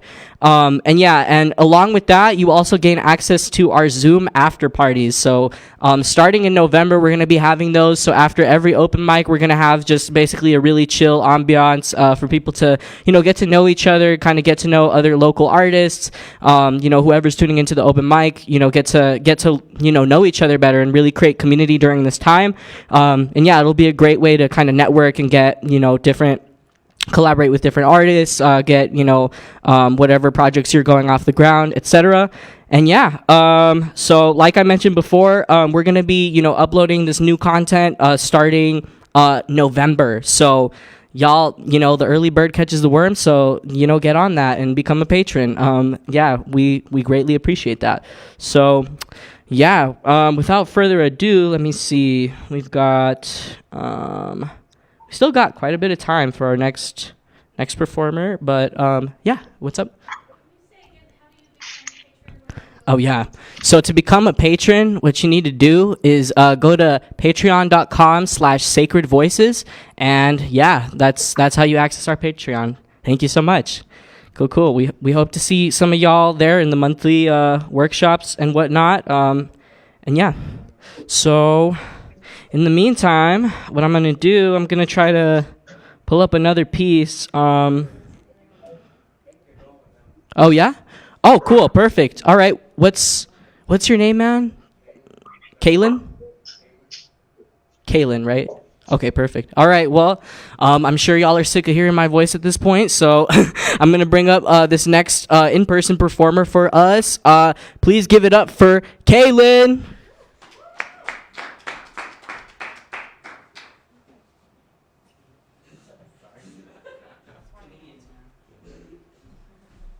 I knew I was going to butcher the handshake.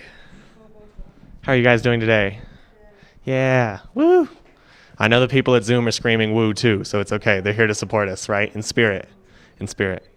Am I allowed to take this off? I think I saw that right. Awesome. Okay, cool. I'm going to just hang that right there. I think I can do that.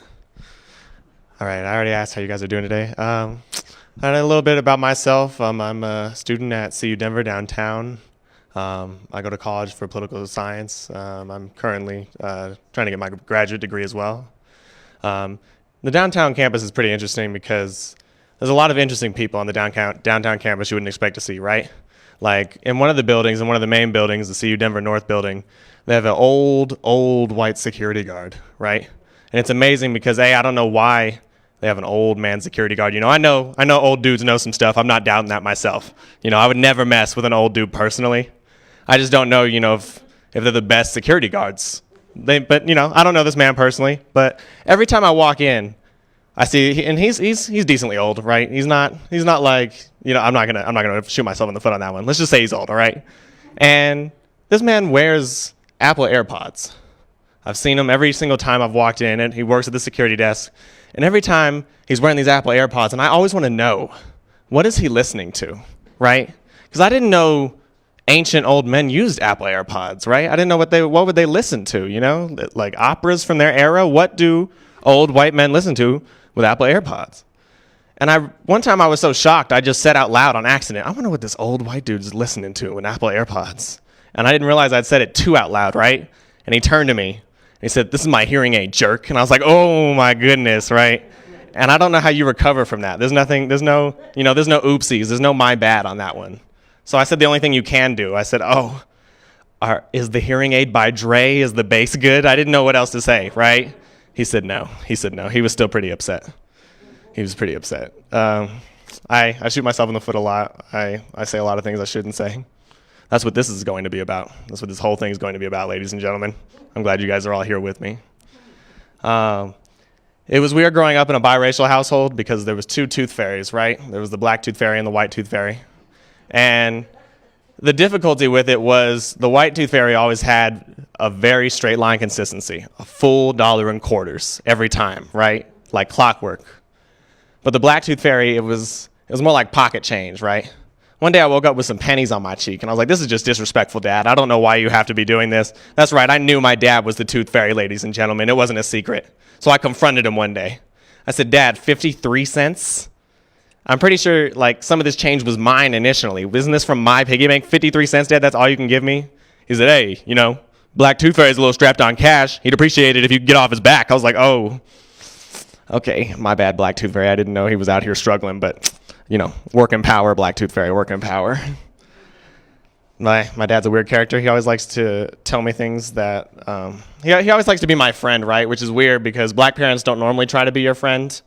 But he likes to tell me about like when he goes out to the club and when he meets girls, right? Like we're homies, and I'm never going to have that relationship with my dad, right? I don't think anyone should ever have that relationship with their dad. Nobody ever wants to hear it, right? My dad doesn't want to hear my stories. I'm not going to talk about them, but I definitely don't want to hear his stories, right?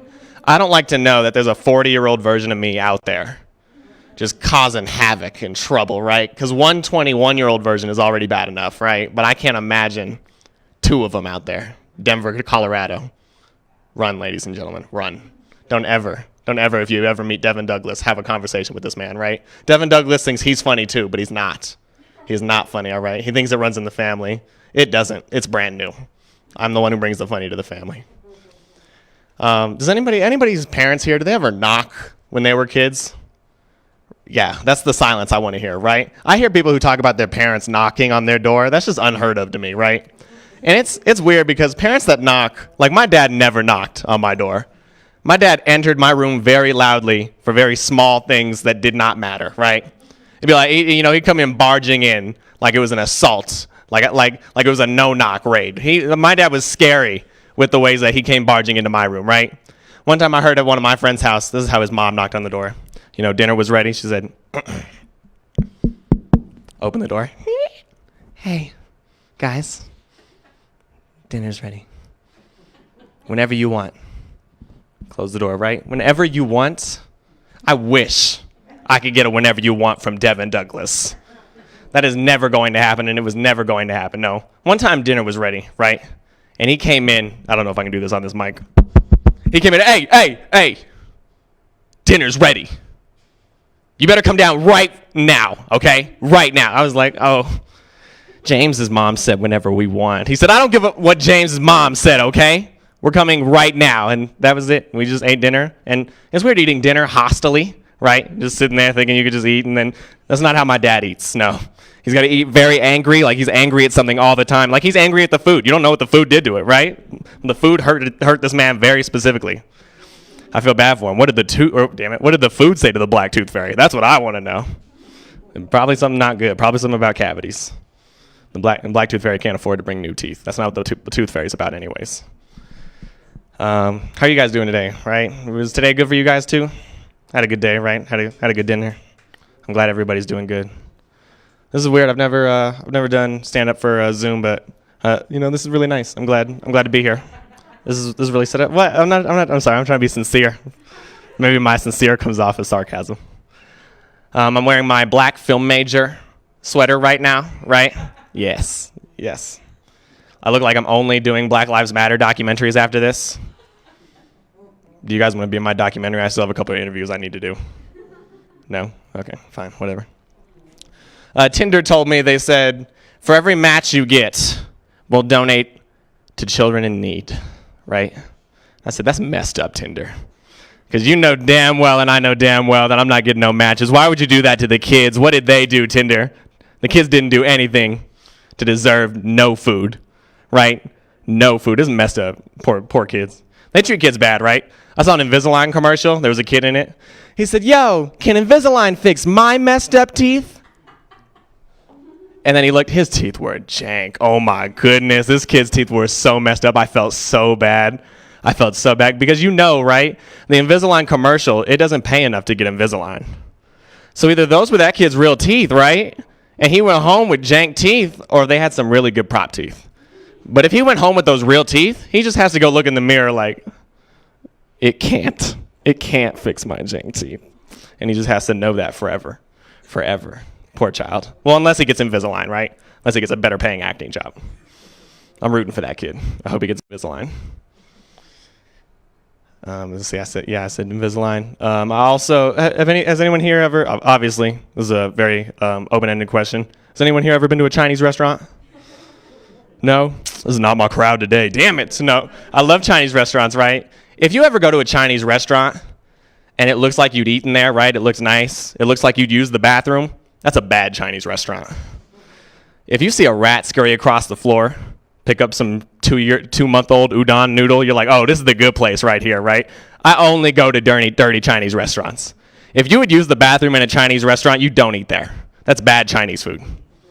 If there's a Buddha, in a small dirty pool, only pennies, because they took the rest of the change, that food's the shit. That's the food you're trying to get, ladies and gentlemen. That's the good Chinese food. They're trying to make esports into an actual sport, and I'm just sick of all these fake white people sports. I'm sorry. I'm just really... First it was bird watching, then it was esports, all right? Bird watching is its own thing by itself, all right? First off, how can bird watching be a competition, right?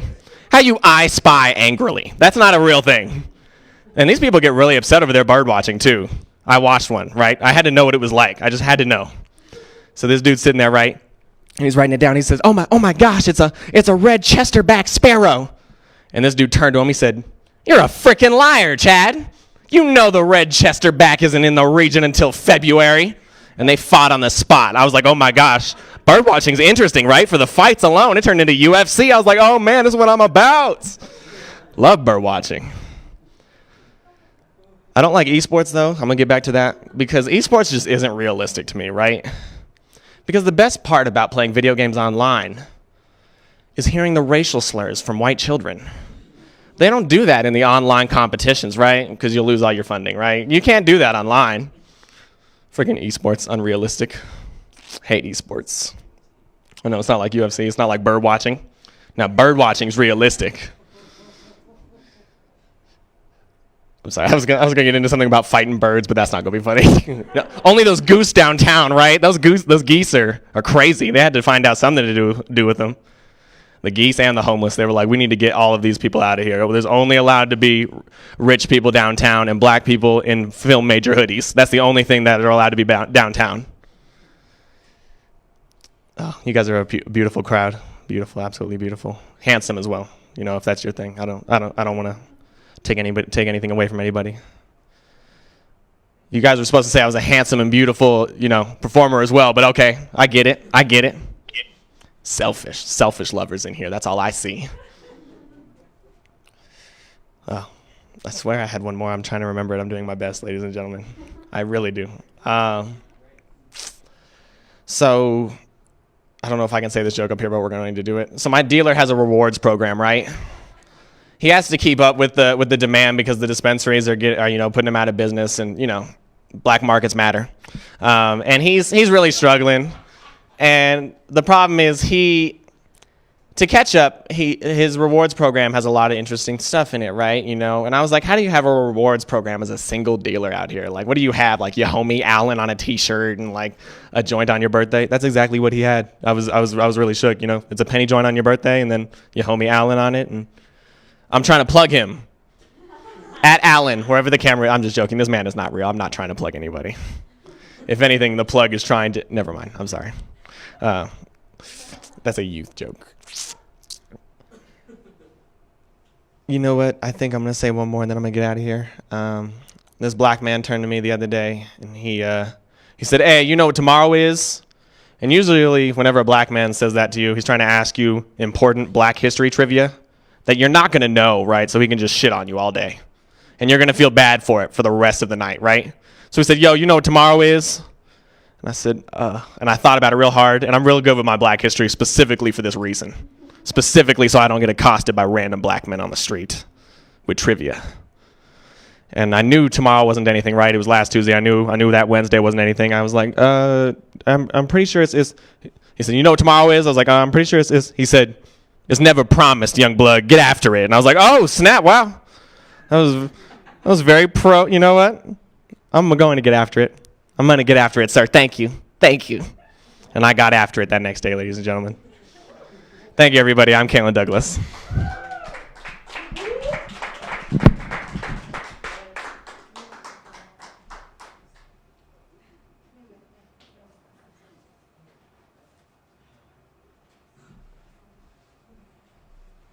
Y'all, that had me dead.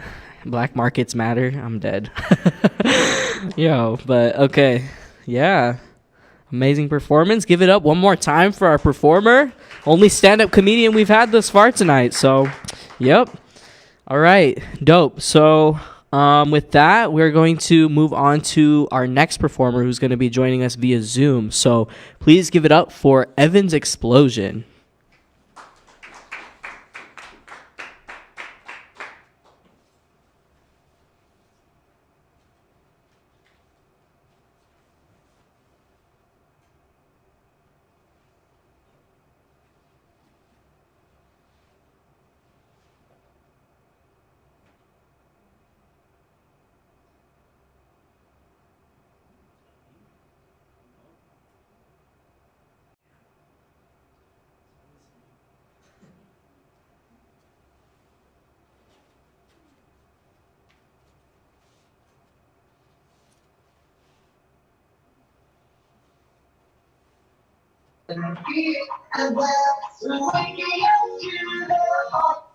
Okay, I'm sorry. I'm Evan's Explosion. Here we go. Now we're live. Sorry. I know that because of me, trying to do this on Zoom, that it's very likely that, it's going to be either delayed or something. So because of that, I just wanted to play my song, Life in Hollywood, and wish you guys all the best. Hope you guys will check me out anywhere you guys can find good music. Evan's Explosion. The explosion is real. Thank you for being a part of this.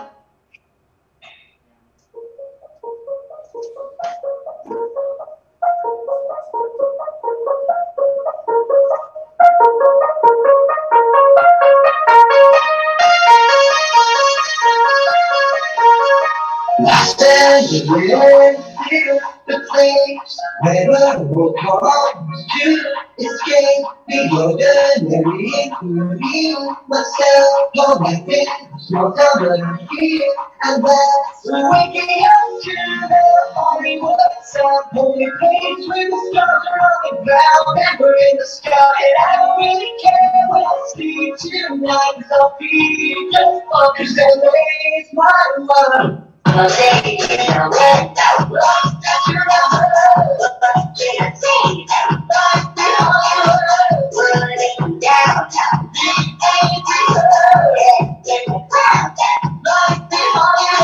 Say when you come here, you can lose yourself.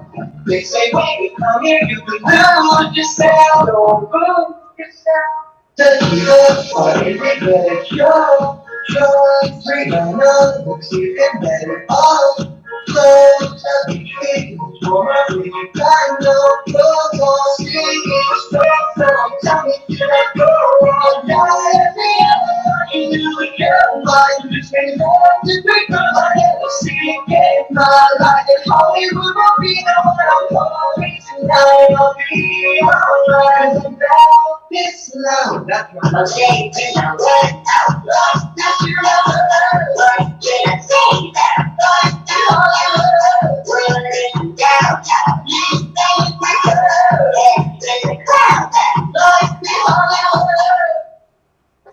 I won't lose myself or let go.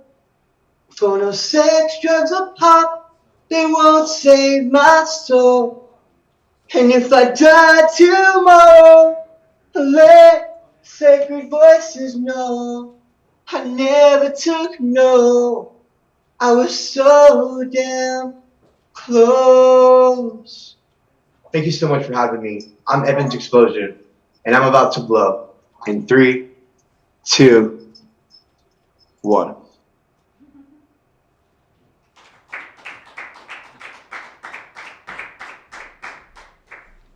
He really blew us away with that.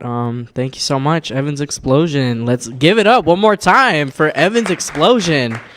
Yeah. All right, y'all. So we're coming up on the end of the night. But before that, we have one last performer that's going to be sharing with us today. So, yeah, without further ado, please give it up for Rick Shaw.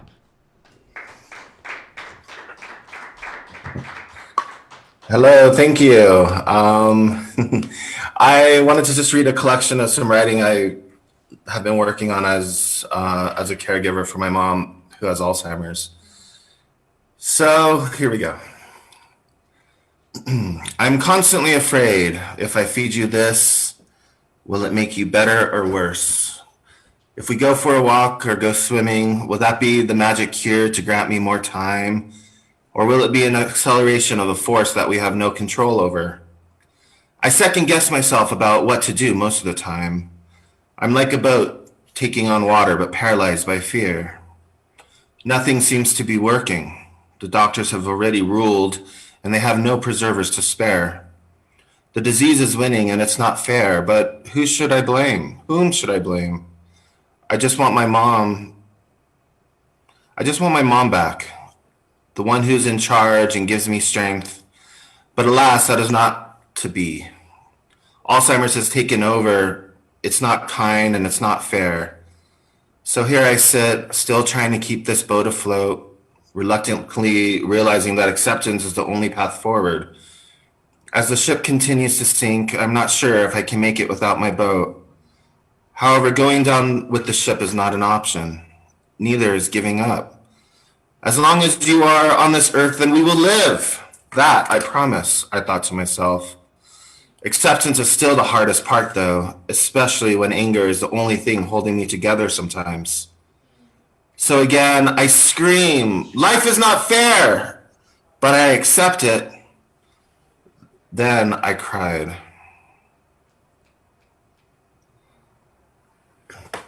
Here's a poem I wrote as well. You don't understand. My mom came back to me for 10 full minutes, you see. So let me be clear, full energy from the gods, hugging me and telling me she's scared, but loves me like she never left her bod. I listened and listened, but alas, she was leaving again. Not fair. Time is so short. Oh, please bring her back. Her sharp mind is extremely rare. I'm watching and witnessing your life fade, and there's nothing I can do but hug you tighter. Please, Mom, tell me, where do you go? I know you're a fighter.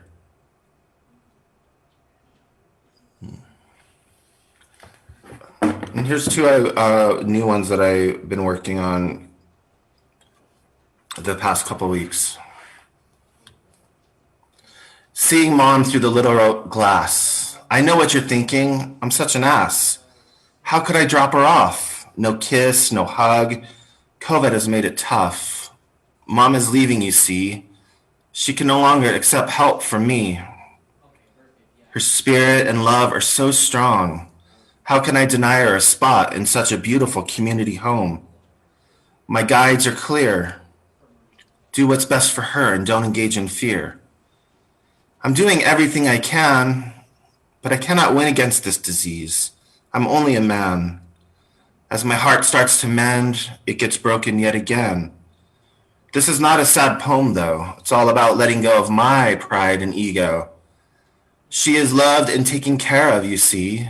So stop putting your blame on me. She can still maintain her dignity. From her humble son, she is the reason my life ever begun. I love you always and forever. You are protected fiercely and never say never. Mom, please enjoy your next endeavor. I will always be here no matter the measures. And I have one more to share.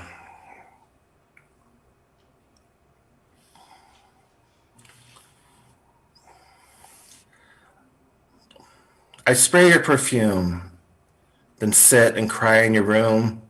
I feel so far from you now. I long to be close to you, but how?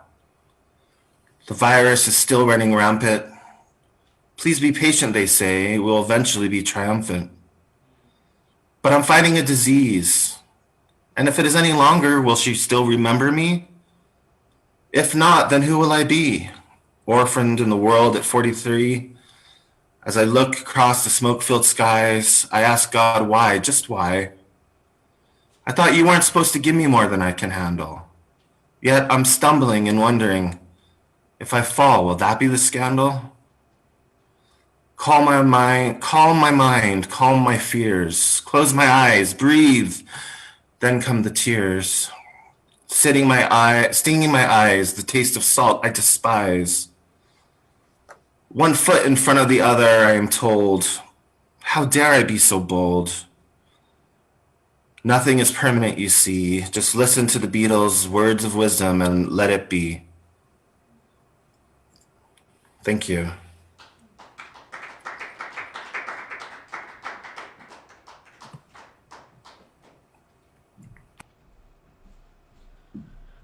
Cool. Thank you so much, Rick, for that really tender performance. Yeah, just really sitting with that, I mean, I'm really glad that we can still be here and kind of providing this space and stuff that's so needed, especially during these times with isolation and COVID and just all this loss that I feel like a lot of us are experiencing. So, yeah, thank you so much for your piece and for sharing your work with us as always.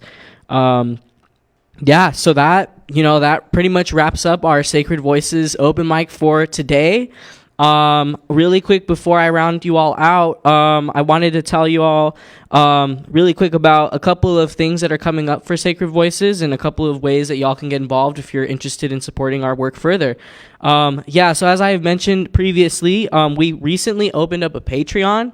So if y'all just go to patreon.com /Sacred Voices, y'all can go on there, and we have currently I think about 2 tiers. So the $5 tier basically helps us to just keep our lights on and keep this live stream going every month.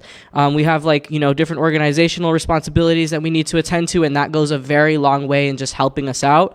So yeah, feel free to share with your friends, get the word out there. And then we also have a $10 tier. So for $10 a month, what that gives you access to is 2 really awesome benefits. So the first of which is it gives you access to monthly workshops. So those are going to be probably tailored more towards poetry, but also other performance styles as well. You'll get access to some featured performers, featured artists workshops as well as some that are taught by myself and some of our other board members. And yeah, that's going to be a really great way to just kind of hone your craft with some local artists. It's going to be super dope. And then the other benefit that comes with that tier is our after parties. So we're going to be having after parties via Zoom, of course, after our open mics. So that's going to be an even better way to kind of just network, get to know some other, featured artists, local artists, in the Denver metro area and a little bit beyond that.